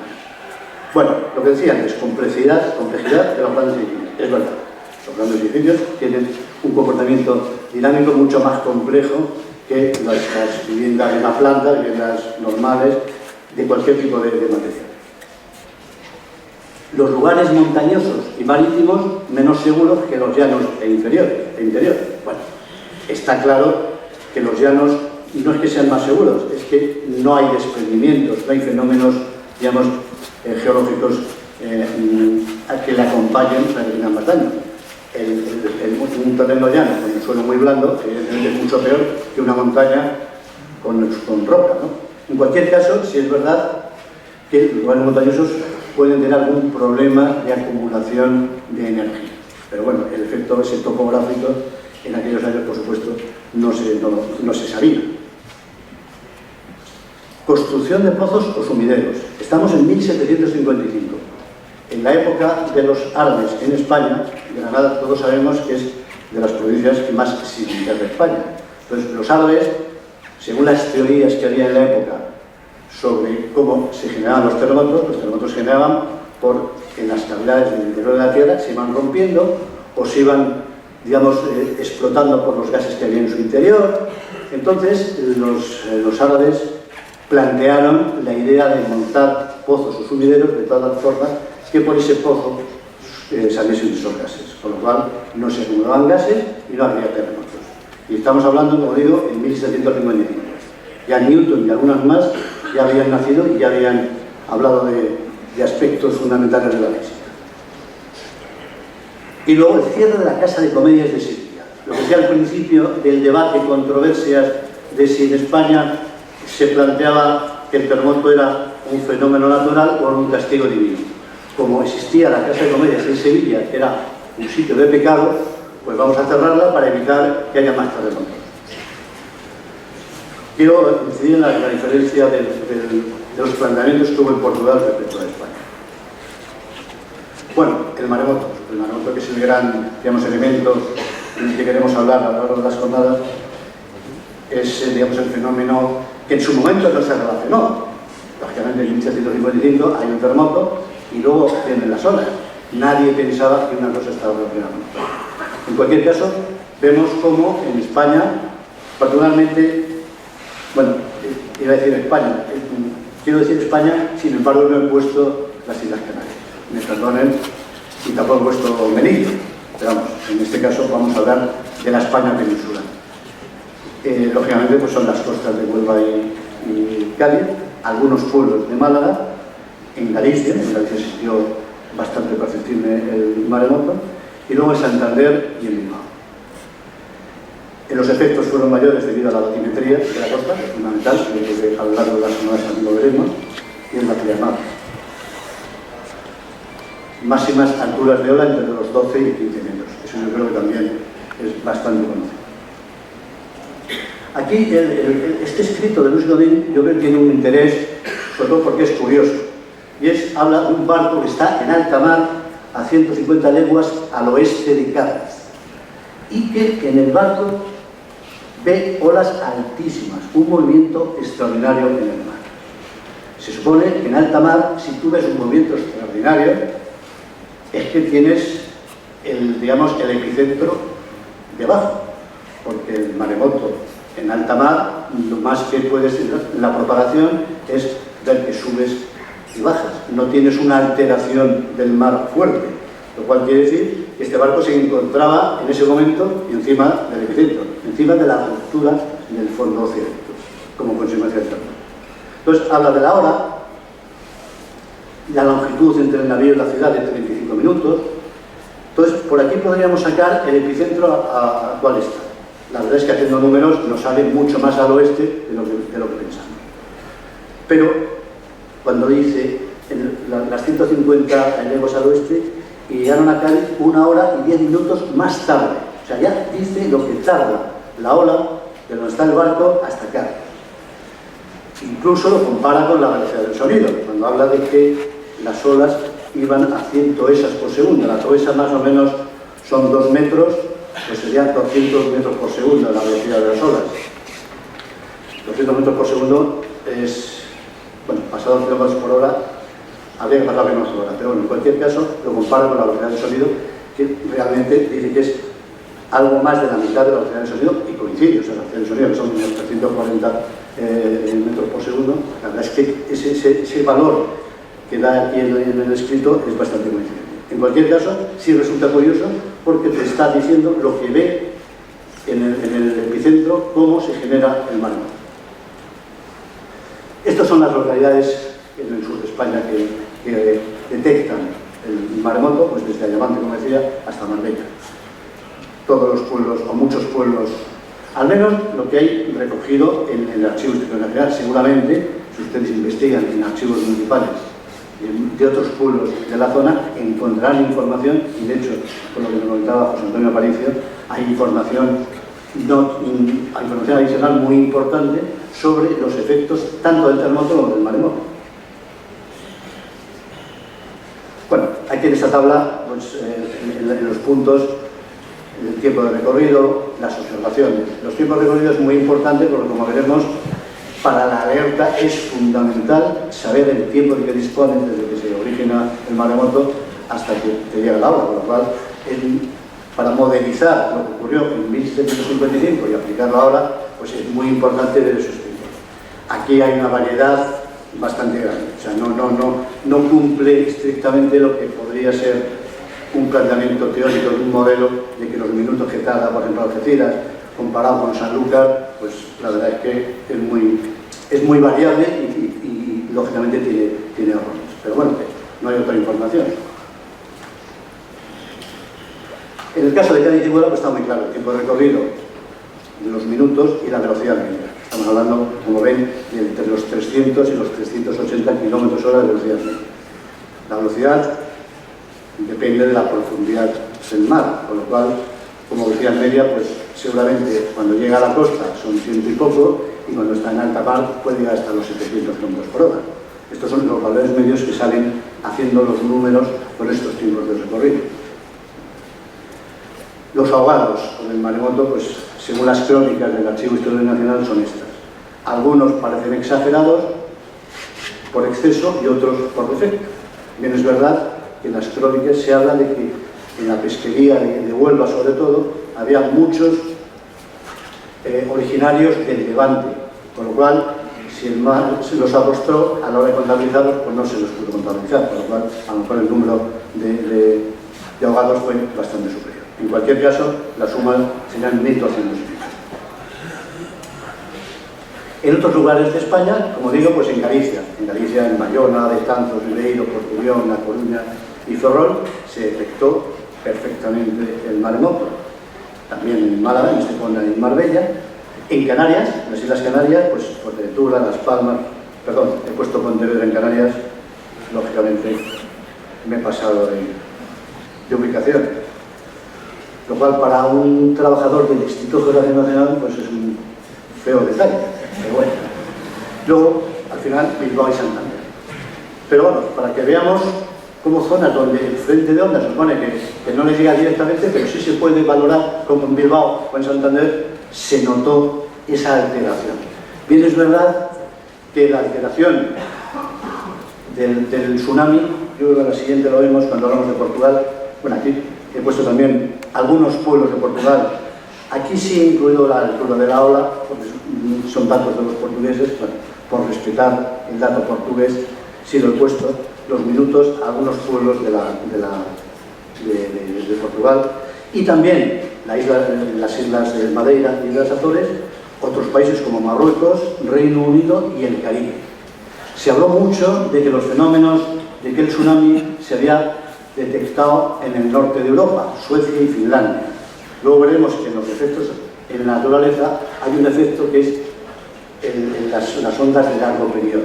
Las ondas de largo periodo en algunos casos forman lo que se entiende por seiche, que es un fenómeno meteorológico que se vio en los lagos de Suiza, pero que en el caso de los terremotos la propagación de ondas, de cierto tipo de ondas a una cierta distancia y con una topografía y batimetría de una superficie, de una bahía o de un lago, puede generar alteración de las aguas. Eso se confundió con el tsunami. Entonces, en algunos escritos vemos que en Suecia se registró el tsunami, pero no fue el tsunami, fue esto de las ondas de largo periodo. También eso dio lugar a una exageración de que el terremoto había afectado a una zona mucho más amplia.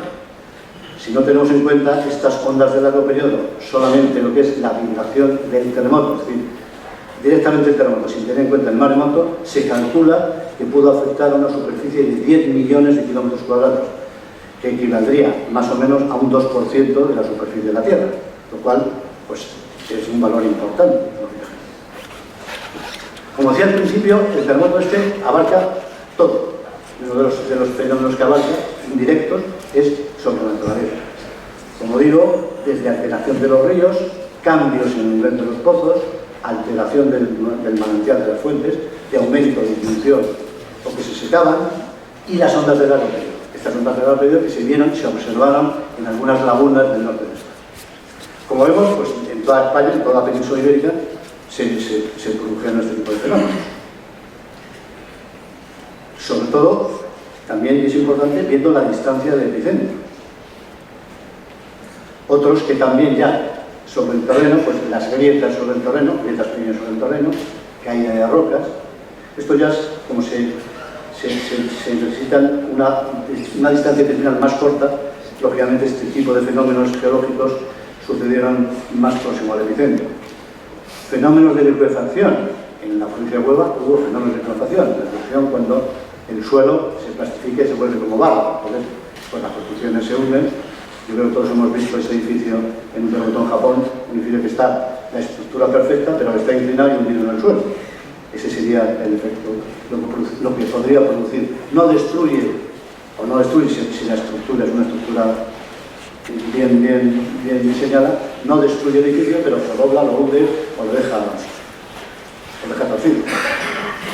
Y por supuesto el maremoto que ya hemos visto. Ruido.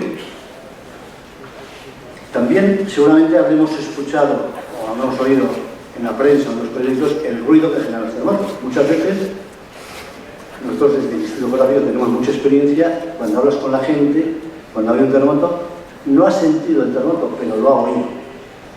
Entonces, ¿cuál es el fenómeno? Digamos, el ruido tendría dos aspectos.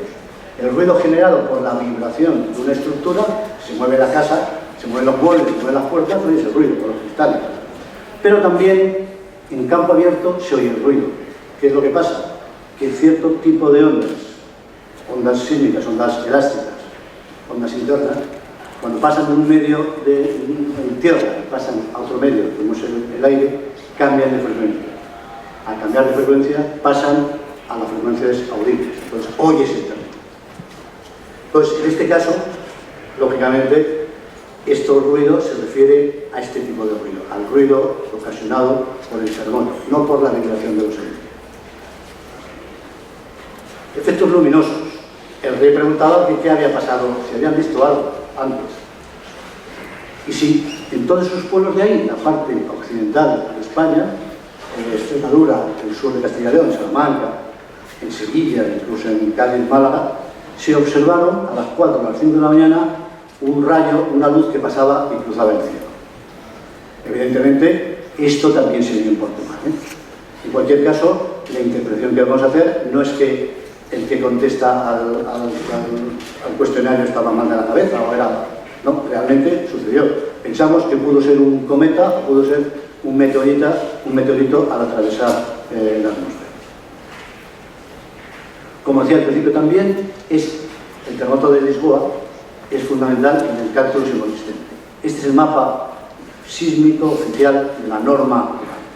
El futuro mapa, que ya está hecho sobre el Instituto Geográfico, es algo parecido y también recoge de una forma muy fehaciente el efecto del terremoto de Lisboa. Aquí podemos ver cómo en Huelva, esta zona más oscura, son valores de aceleración sísmica más altos y son consecuencia de la sismicidad de la zona de Gibraltar. Y estas rayas discontinuas, lo que se llama el coeficiente de contribución K, es lo que decía al principio de que los terremotos a ciertas distancias pueden afectar más a las estructuras más altas. Con lo cual, si vamos a construir un edificio en estas zonas, yo creo que es el suroeste de la península, tendríamos que tener en cuenta ese efecto. Y este coeficiente es el que se introduce en el espectro a la hora de calcular el diseño. Bueno, por último, el valor económico. En la encuesta, el rey no lo preguntaba, creo que directamente no lo preguntaba, pero muchos pues contestaban los daños y valoraban los daños. Ducados, reales de Bellón, etc. Entonces, intentando, digamos, salirme de la sismología y meterme en la economía, hice así unos juegos malabares para pasar todas esas monedas a reales de Bellón. Y los juegos malabares los seguí haciendo para llegar a pasar esos 70 millones de reales de Bellón a millones de euros. Y con un error a lo mejor del 500%, me salía 700 millones de euros. No es sintomático estos 700 millones de euros. ¿Por qué? Pues porque la pregunta del millón sería esta. ¿Cuánto costaría ahora mismo un terremoto como el terremoto de Lisboa? Claro, los elementos que había en 1755 expuestos al riesgo son infinitamente más pequeños que los que hay ahora. La zona industrial de Huelva, el puerto de Cádiz, toda la zona industrial de Cádiz, de Puerto Real, en fin. Si el terremoto ocurre a las 12 de la mañana del 15 de agosto, las playas de Huelva y Cádiz se pueden imaginar cómo estaría, con lo cual ya es un problema añadido. Y es verdad que en sismología, los terremotos, estamos viendo el parámetro de la hora, que es importante en muchos casos para valorar el número de muertos. En cualquier caso, sirva como referencia que el terremoto de Lorca, el consorcio de compensación de seguros pagó 471 millones de euros, solo en Lorca. Y luego, la administración central, o la administración, tanto la autonómica como la administración central, otros 50 millones, para ayudas. No estamos hablando de infraestructuras, las infraestructuras del Ministerio de Fomento serían otra historia. Con lo cual, estamos ya por encima de los 500 millones. Solamente hay un terremoto como el de Lorca, que podemos equiparar un 7 de intensidad respecto a este, y tiene un 8, pero tiene un 8 en una zona muy amplia de Huelva y de Sevilla.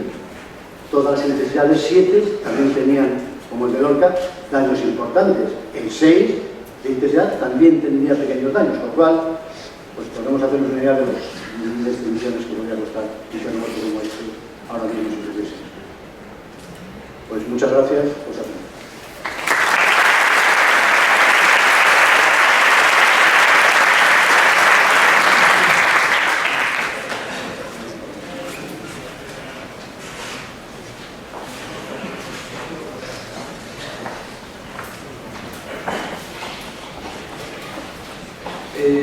Si alguien tiene alguna pregunta, podemos aprovechar ahora para el ponente, para poner lo que quieren hablar.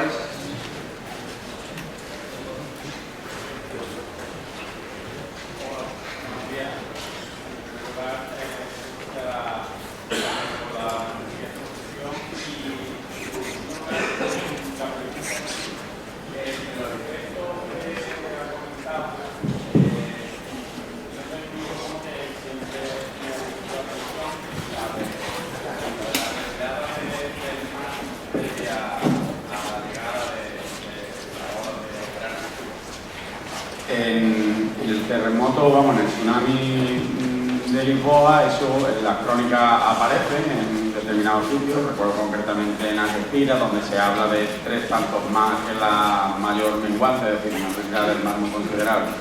Quería, si pudiera, aportar algo sobre este efecto y explicar un poco el motivo o la causa de ese efecto, que creo que es bastante complejo y no es demasiado claro.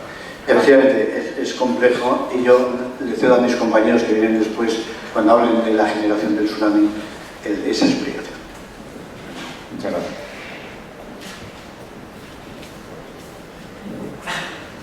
Creo que había alguna otra pregunta.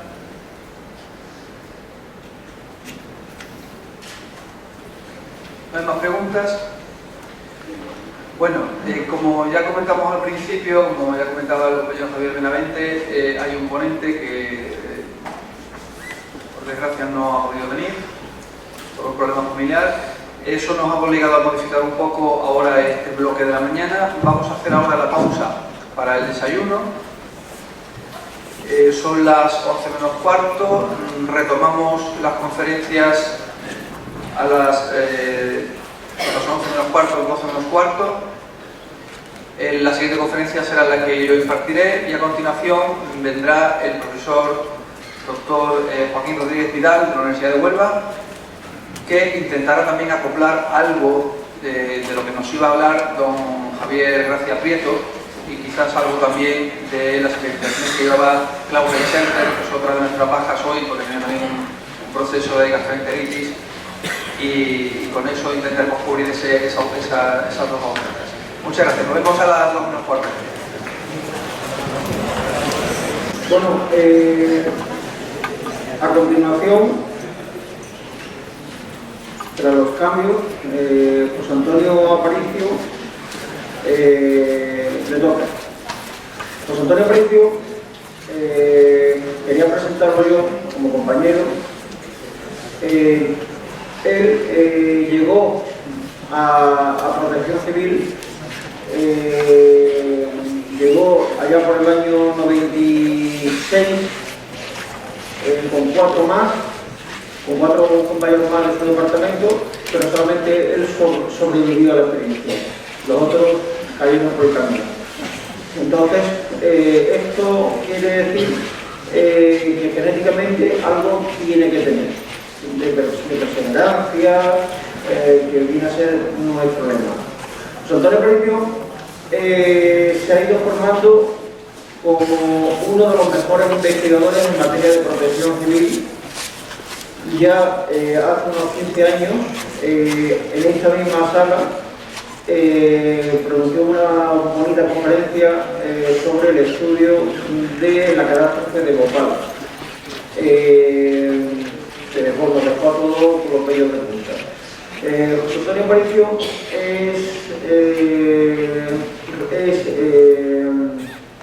el escritor de un libro sobre la catástrofe de la explosión de Cádiz del año 47, donde sentó tesis en colaboración con el amigo José Antonio López, que es químico del Laboratorio de Pólvora de la Armada, para determinar cuál fue la verdadera causa de la explosión de Cádiz, que hasta ese momento nadie había puesto encima de la mesa.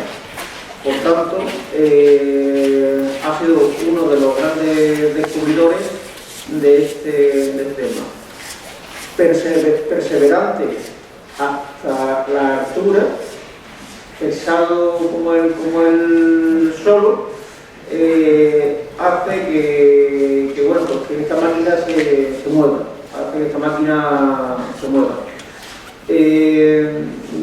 Podría seguir hablando de la cantidad de artículos que ha escrito, de la cantidad de investigaciones que ha llevado a cabo, de los trabajos que hacemos en conjunto, y bueno, pues me honra tenerlo como compañero y como amigo, aunque a veces es difícil de llevar, también está bien, porque él siempre quiere ir por delante de la madre naturaleza, él siempre quiere ir por delante y a mí a veces me lleva a rastras, pero vamos, son los designios del destino. Yo ya no voy a decir nada más de José Antonio, aquí lo dejo con su comentario. Muchas gracias, José Manuel. Yo creo que un pelín exagerado, pero bueno. Es verdad que empecé hace unos 15 años dando una primera conferencia aquí sobre isocinando de metilo y los efectos de una explosión en una planta de química de Bhopal. Pasé por la explosión de Cádiz y ahora me ven ustedes aquí hablando del maremoto de Cádiz. Bueno, yo voy a hablar de lo que fue la reacción de los ciudadanos de Cádiz durante el maremoto de 1755, y esto es una de las partes que a mi entender o en mi criterio nos interesan a todos, seamos científicos o no, porque la reacción del momento será sustancial para ese plan que tenemos ya preparado, que es el de salvar la vida. Voy a intentar apurar un poco mi conferencia para darle suficiente tiempo al compañero Carlos Camacho Villalobos y la intención de no terminar más allá de las 2 de la tarde en esta primera parte. Aquí ven una imagen de lo que fue el castillo de Guardiamarinas con el observatorio astronómico de la Armada, que estaba situado en ese extremo del castillo, dando justamente al campo del sur. La gente de Cádiz pues daba al campo del sur. Ahí tienen la puerta, una puerta que todavía es visitable. Esta es la puerta de los Blancos, que es una de las puertas laterales que tenía la antigua villa de Cádiz. Luis Godén se encontraba, parece ser, en esta zona de aquí, probablemente en esa torre del astronómico de la Armada, y cuando vio sentir las primeras vibraciones, esas ondas primarias que llegaron a la ciudad, que llegaron más con un ruido sísmico, como decía Martínez Solares, con un ruido sísmico bastante apreciado por muchas personas, que decían que era como un coche tirado por 4 vigorosos caballos por un túnel. Ese es el ruido, una especie de tormenta. Él cogió y se agarró a un hierro que había en la pared y empezó a medir, como si aquello fuera un diapasón, y con un reloj que tenía a la vista empezó a medir las llegadas de las ondas sísmicas, y parece como que casi nos determina la llegada de las ondas primarias, las ondas secundarias. Decía que durante 2 primeros minutos esas ondas eran leves vibraciones, luego de pronto a los 2 minutos esas vibraciones van a más y se convierte aquello en una auténtica violencia de movimiento durante otros 3 minutos, y al pasar 5 minutos esas ondas parecen que empiezan ya a debilitarse y como si se estuviera alejando aquello que había pasado por debajo de sus pies. En total una duración aproximada, estamos hablando de una apreciación a simple vista de unos 9 minutos, desde las 9:52 hasta las 10:01. Era el día de Todos los Santos, la gente en esa hora, a las 9:52, estaban en la misa principal del día, y de pronto, no solamente en la iglesia de Roma, sino en otras iglesias, el terremoto se sintió de tal manera, empezó a crujir todo, maderas, muros, empiezan a desprenderse algunos cascotes, algunos revestimientos de las paredes, de las cúpulas, las campanillas empiezan a sonar, campanas incluso, campanas de un peso importante empiezan a vibrar, a sonar solas, a tañer, y los feligreses, los que estaban dentro, es curioso esta reacción, los que están dentro quieren salir, los que están fuera quieren entrar. ¿Por qué? Porque los que están dentro creen que se va a caer todo encima, los que están fuera piensan que dentro van a estar más seguros. Con lo cual ahí se forma un tumulto, la gente empieza a empujarse, hay muchas caídas, mucha gente al suelo, y hay un testimonio, es un testimonio anónimo, firma como DNN, por mis investigaciones, tiendo a pensar que forma parte del colegio de cirugía que había creado Pedro Vigil en esta capital, en esta ciudad. Y en un extenso documento que él escribe, dice que supongo la confusión de la gente en iglesias y calles y casas, faltos de consejo, huían todos sin saber a dónde. Clamores, llantos y incidentes, y faltos de consejo porque ni ellos sabían lo que tenían que hacer ni nadie se lo había explicado. En la iglesia de San Antonio hay partos prematuros, ya es una cosa que pasó en la explosión de Cádiz, parece que esa impresión súbita a las mujeres que están en un estado avanzado de gestación le produce no solamente partos prematuros, sino incluso también alteraciones en la menstruación. Y en concreto en esta iglesia hubo 4 mujeres en estado avanzado que dieron a luz en los mismos pasillos de la iglesia. Ese techo que está ahí marcado es uno de los techos, uno de los pocos techos que se cayeron en distintos edificios monumentales. En la plaza también de San Agustín y en la iglesia de San Agustín, no mucho más lejos de donde está la iglesia de San Antonio, también hay otro documento totalmente distinto, también anónimo, que hablaba de partos prematuros. En este caso dice, estando en San Agustín, otras señoras oyendo misa, sucedió lo mismo que en San Antonio, que otras 5 malparieron. No sabemos si fue exitoso el parto o no, pero bueno, lo cierto es que malparieron, es decir, no era el momento del parto, se adelantó.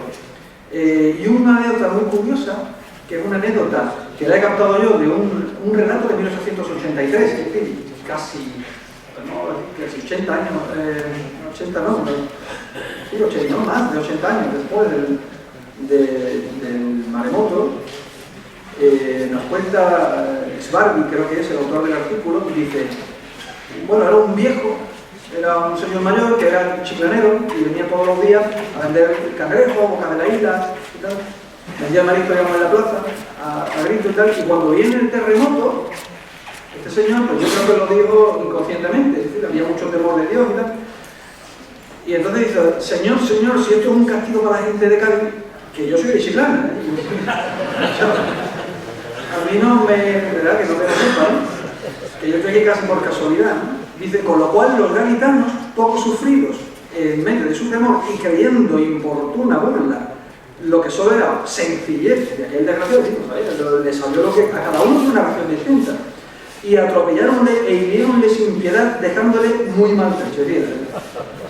Luego decimos que tenemos conflicto con la gente de Jerez, pero los chiclaneros le dieron bastante, ¿no?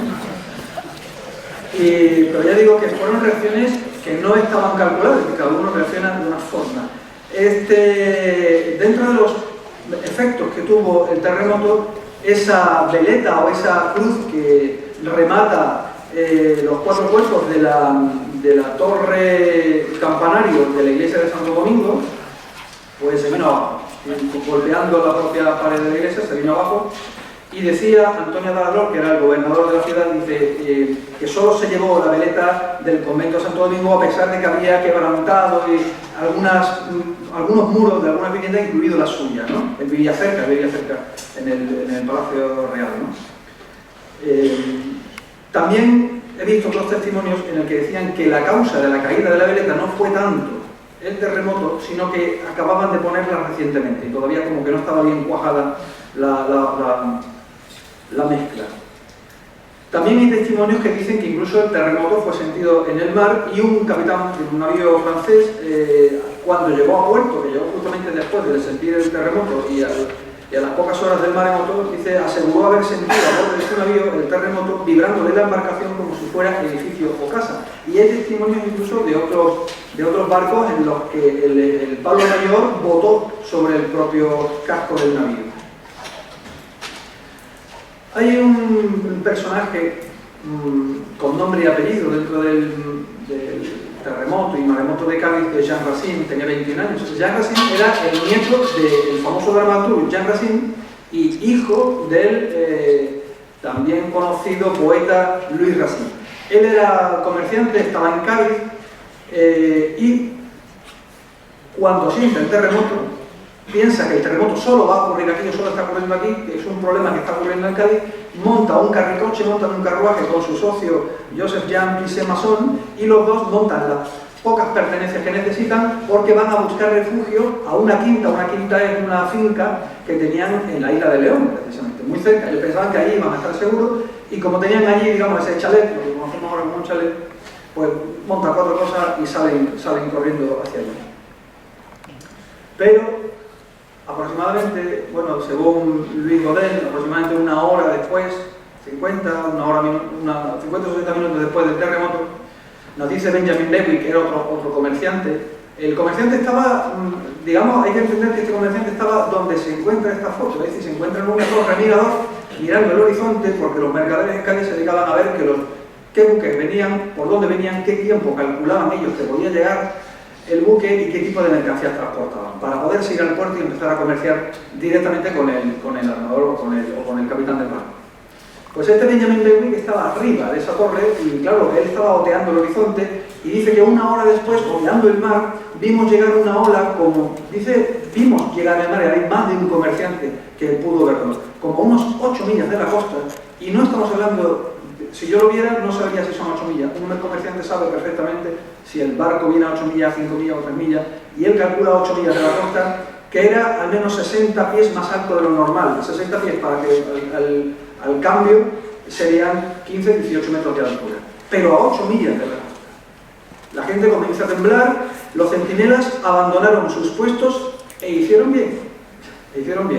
Esas garitas que hay alrededor de la ciudad, que pasé por las murallas, se verá que en cada una de esas andarillas había un vigilante y salieron corriendo. Lo primero fue el mejor plan, salvar la vida.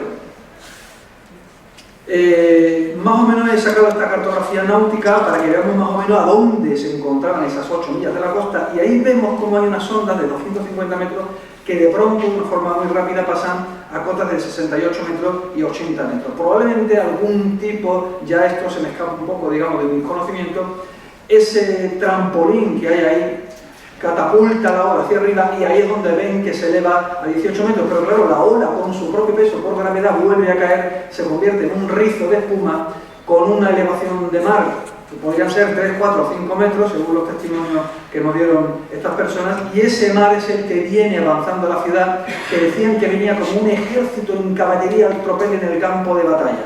Es decir, venía como una polvareda de 3, 4, 5 metros de altura, y parecía eso, que aquello, lo que fuera, venía y se iba a tragar la tierra. En un plano también desde Google vemos cómo el mar viene de oeste-noroeste en dirección este-sureste. Esto parece que no admite duda porque hay varios testimonios que coinciden, y viene a enfilar, se ve perfectamente cómo esos acantilados, esa escollera, esas piedras que hay ahí en la playa, que siempre han estado ahí, forman un canal en medio donde el mar va a encontrar seguramente menor obstáculo, porque sí que es verdad que los arrecifes laminan un poco la fuerza de la ola que viene, pero en el canal encuentra una directividad, es decir, encuentra mayor facilidad de penetración y viene a impactar directamente contra la muralla de la Caleta, que es esta parte de aquí que vemos aquí entre el castillo de San Sebastián y el castillo de Santa Catalina. Prácticamente de esta muralla no quedó absolutamente nada. Benjamin Levy, el mismo comerciante, nos dice que golpeó contra la parte oeste de la ciudad, que es muy rocosa. Estas rocas abatieron una gran parte de su fuerza, pero obsérvese que el canal no tiene rocas abajo, y ahí no encontró esa dificultad del mar. También Sbargin, en el año 83, nos habla de reacciones de la gente. Unos suben a las azoteas, las olas se alzan como montañas, Sin embargo, otros, quiere decir que en vez de subir azoteas, deciden lo contrario. Otros, más confiados, pero menos prudentes, buscan en la huida su salvación, sin comprender, desgraciados, que van a quedar envueltos y ahogados. Esto lo dice Svarby en el año 83. Algunas víctimas murieron por infarto súbito, según nos cuentan las crónicas. Y aquí tenemos un grabado que estamos acostumbrados seguramente a verlo, pero a lo mejor no nos hemos fijado en los detalles. Fíjense que en estas casas, que es donde apareció ese cura de La Palma con el estandarte de la Virgen intentando frenar el maremoto, y de hecho lo frenó, ¿vale? Nosotros sabemos por qué se frenó el maremoto. Él pensó que era por su creencia religiosa, por la imagen de la Virgen, pero justamente al lado de este párroco, en primera planta hay gente asomada, pero también hay gente asomada en segunda planta y también hay gente asomada en tercera planta. La gente dice, ¿en qué piso estoy seguro? En los tres. En los tres. A esas personas no les ocurrió nada. A quien les ocurre en Cádiz capital, esto es al que está, donde está toda esta gente. A cota cero, a la altura del nivel del mar.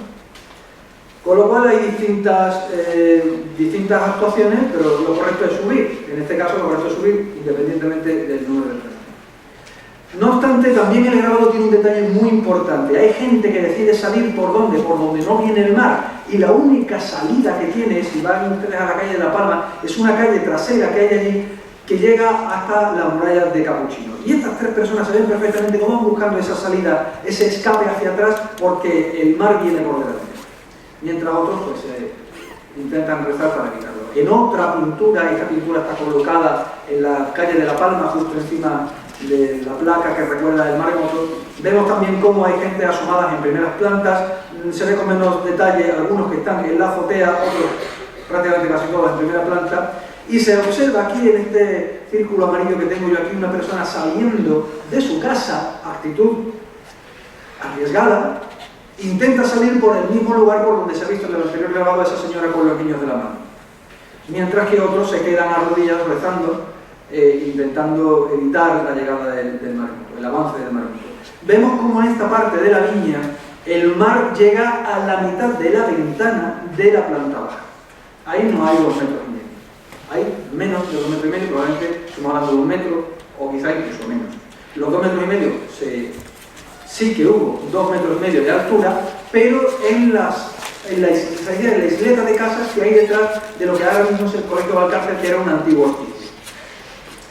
Dentro del barrio de la Viña nos dicen las crónicas que murieron 12 personas ahogadas en sus casas, pues con los golpes tan fieros que arrojaba la mar, fue lástima el ver tal suceso. Sí, aproximadamente hubo unas 12 personas cerca de ese hospicio que había al principio de la calle de La Palma, y 9 pescadores que por casualidad estaban pescando en la calle de San Sebastián. Parece ser que todos murieron y aparecieron sus cadáveres luego en la costa. En total, podríamos decir, combinando los criterios de distintos autores, que por lo menos entre 7 y 10 personas mueren ahogadas en la viña, mientras que otros 9 pescadores parece ser que murieron en el castillo de San Sebastián, donde mañana empezará la ruta por la tarde. Las rutas de evacuación sobre un plano antiguo de Cádiz, un plano de 1812 aproximadamente, se ve como la gente de la viña viene saliendo, aquí estaría la iglesia de La Palma, cogen por esa calle, ese callejón que hay ahí, intentan subir, y de hecho lo hacen hasta la zona de Capuchinos, y luego intentan huir por todo la muralla hasta la salida, la única salida de la ciudad, que es la Puerta de Tierra. También en San Juan de Dios penetra el mar a través de las puertas de la muralla que se abrían para poder acceder al puerto. Ahí entra el mar, inunda la plaza de San Juan de Dios, y todas las personas que vivían en la villa antigua y en la parte de Santa María intentan huir por las distintas calles también, buscando la salida hacia la Puerta de Tierra.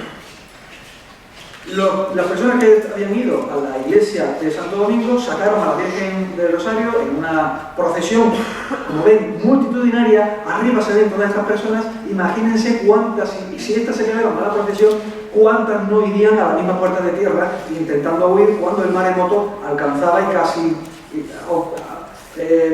restaba por la muralla para intentar entrar a la ciudad. Se ve incluso como en el muelle hay algunas personas que se suben a una columna donde sea arriba, ahí subir arriba, la gente se ayuda para poder evitar estar al alcance de las olas. Pero hay gente que logró salir. ¿Por qué los dejaron salir? Porque Cuando se siente el terremoto, cuando pasa el terremoto, la gente ya se siente segura, todo vuelve a la normalidad, todo se relaja y quienes pueden salen huyendo. Pero hasta que no se observa que el mar llega a la ciudad y empiezan a ahogarse gente justamente en la puerta de tierra, no se ordena el cierre de la muralla. En concreto, en la puerta de tierra se observa cómo 10 personas son arrastradas por el mar. En concreto, 4 señoras que iban con 2 chiquillos de la mano paseando por esta zona de la ciudad y 4 arrieros que estaban desempeñando sus tareas fuera de la playa. Esto se ve desde el mismo Torreón, y cuando Manuel Boneo, que era el capitán de granaderos que custodiaba la puerta de acceso a la ciudad, observa que a estas 10 personas se las lleva el mar, inmediatamente ordena cerrar la puerta cuando allí ya se encuentra una marabunta de gente intentando salir, hasta el punto de histeria que ordena cargar las bayonetas, pero desde luego que no se abra la puerta bajo ningún concepto. Se bloquea esta puerta, todo el mundo intenta huir, ese era el antiguo camino de salida, y algunos que ya habían salido les va a sorprender el mar en este camino, que he puesto también sobre un plano antiguo, donde tenemos la salida de Cádiz, llega a la playa de Camposoto y luego intentan ya entrar en San Fernando. Esa era la intención de la huida de Jean Racine y de su socio y de otras 30, 40, 50 personas más que iban tanto delante como detrás. Huían del terremoto, claro, no huían del maremoto. Si hubieran visto el maremoto probablemente hubieran abortado ese intento. No sospechaban lo que iba a ocurrir, y aquí tenemos de nuevo el testimonio del DNN que dice que se juntaron los mares por el arrecife. Por una banda y por la otra, la bahía se une con las aguas abiertas, y dice que Raro escapó de la muerte. Raro no se conoce a nadie que hubiera vuelto con vida. No hay ningún relato que dijera que alguien que ya se había el camino murió. Murieron muchos cargueros, muchos pasajeros voluntarios, muchos de los traficantes de se cree bien crecido el número de los que así perecieron en este sitio. Algunos cadáveres se han hallado y traído a Cádiz, y otros a la isla. Se busca a otros por la caridad, pero la resaca de ambos mares los habrá extraído, y aunque aparezcan pocos, siempre estaremos en que se ahogaron muchos hombres y mujeres, caballos, etc. Aquí tenemos uno de los restos de ese antiguo camino por el que intentó huir Jean Racine. Hubo que reconstruirlo completamente. Aquí estaría el lugar donde estamos viendo la fotografía. Esto es la playa de Torregorda. Aquí tenemos un detalle de ese tramo, y Luis Godén nos decía, dice, no hace falta mucho, no hace falta más que un poco de experiencia y alguna atención para juzgar enseguida que los dos mares, el oeste y el de la bahía, se deberían juntar sobre el arrecife, una lengua de arena muy estrecha que une Cádiz con la isla de León, y que apenas tiene una pequeña altura sobre el nivel de la pleamar, de forma que esto acaeció enseguida. Y resultó completamente destruido el citado camino. Este es el camino. Allí, como en algunos otros lugares de la orilla del mar, hubo algunas personas que se ahogaron huyendo, sin reflexión, por un camino tan expuesto al peligro. O sea, era tan evidente que el camino que Godén se explicaba cómo se ponían a huir de la ciudad. Por ello fue una gran dicha que se cerrase la puerta de tierra, único camino para una gran multitud que quería tomar para huir. La mitad de la población de Cádiz hubiera muerto allí. La mitad de la población estaba esperando en la puerta para poder salir. Y hubiera muerto, eso no había duda. Este es un detalle, se ve como la erosión elimina todo el sustento de este talud y vuelca este muro que protegía la carretera. Dice el deplorable, decía Antonio Daslor en 1755, el deplorable estrago de todo el arrecife o calzada hasta la isla de León, en cuya distancia, aunque existen cerca de la Torre de Hércules algunos pedazos, aquí tenemos algunos pedazos, es en términos de no poder servir, por hallarse cuarteados o empedrado, y en el aire las paredillas que le contienen. Ahí están en el aire, todavía siguen en el aire, estamos ya en el 2015 y siguen en el aire las paredillas que le contienen. El antiguo camino circulaba por detrás de la Torre Gorda, que es ese polígono militar que tenemos allí. Más o menos la torre antigua estaba en el mismo sitio, y la torre quedaba entre el camino y la orilla. Aquí tenemos las dos torres de Hércules, una de ellas la que conocemos como Torre Gorda, que es la que está más cerca de la isla, y vemos cómo efectivamente en un plano antiguo el camino cogía justamente detrás de esta torre. Traigo aquí una imagen importante, es un cuadro que está en el Museo de Cádiz, donde vemos las antiguas torres de Hércules. Aquí había una almadraba, se dedicaban a la pesquería del atún, Y en el ataque berberisco de 1574, esta torre que tenemos aquí, la tiraron, la derribaron por el mismo ataque. Sin embargo, la otra torre sobrevivió, que es lo que luego siguió llamándose Torre Gorda. Esa es la Torre Gorda que ocupa actualmente el polígono militar. Aquí tenemos también otro grabado antiguo. Yo he puesto esta imagen solamente para, bueno, vemos primero la almadraba de cómo era en ese 1570 y algo, y el mar golpeó, erosionó la duna sobre la que se había construido esta torre, y al eliminar la tierra que hay debajo, entonces fue el colapso de la torre. Lo que hizo la torre es volcó. En esta imagen he quitado la torre antigua que desapareció en 1574 por el ataque berberisco, y la que había, esa que hemos visto en ese cuadro, quedó volcada por el maremoto de 1755. El impacto aquí fue brutal y el camino iba justamente al norte.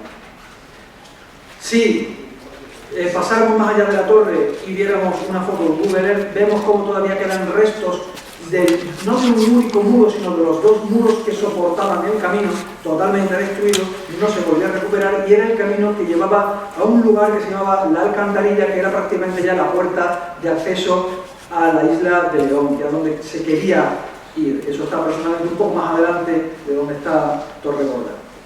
Decía el regidor, el gobernante, el alcalde de la isla de León, Nicolás Egea, decía: a 2 horas apagado el terremoto, por aviso que se me dio de hallarse 2 hombres ahogados inmediatos a la alcantarilla, que es este punto de aquí. La alcantarilla era un baluarte, para que nos entendamos. Con que principiaba el arrecife, si fuera el camino de Cádiz, que había desde esta isla a esa ciudad de Cádiz, di providencia para que se condujeran aquí. No sabemos si se trata de estos dos, Yarrasín y Lisemasón, o eran otros 2 que iban por delante de ellos. Lo cierto es que 2 que se encontraron allí los trasladaron a la isla de León. Ahí estaría en un plano antiguo situado el reducto de la alcantarilla, que fue mencionado en la playa de Camposoto. Aquí, en un detalle también hecho por Google Earth, vemos más o menos, esta sería la playa de Camposoto, la que está abierta al público, el reducto de la alcantarilla estaría aquí, y hay un testimonio de Mac Mahon, que era otro comerciante, que se encontraba en ese momento rezando en misa en la iglesia de San Francisco, aquí en la ciudad, que nos dice que a consecuencia del terremoto ha ocurrido el funesto fin de nuestro pobre Clissé y del señor Racine, quienes, yendo a la isla en un carricoche, fueron alcanzados por la primera ola y desgraciadamente perecieron ahogados. No se ha encontrado aún el cuerpo de Clissé. En cuanto al de Racine, se halló el siguiente día desnudo, imagínense la fuerza de la ola, desnudo, y fue enterrado en la catedral vieja, porque la catedral nueva de Cádiz no estaba construida. Fin deplorable de nuestro pobre Clissé. Su suerte la lamentaré todos los días de mi vida y rogaré al Señor que tenga misericordia de él. También hay testimonios más, quizá más distorsionados. ¿Por qué? Porque Antonio Carbonell era un niño de unos 14 años, su padre era Joseph Carbonell. Joseph Carbonell era miembro de la Asamblea Amistosa Literaria, creada por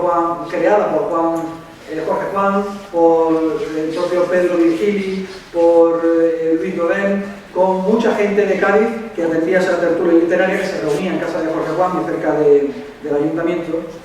Y Antonio Carbonell era hijo de Joseph Carbonell y acudía muchas veces a esas sesiones literarias y escuchaba a su padre. Su padre, además, Joseph Carbonell, era instructor, era profesor de la Academia de Guardia Marina, y por eso vino de Madrid aquí para darle clase a la Guardia Marina aquí y luego también en San Fernando cuando se trasladó allí.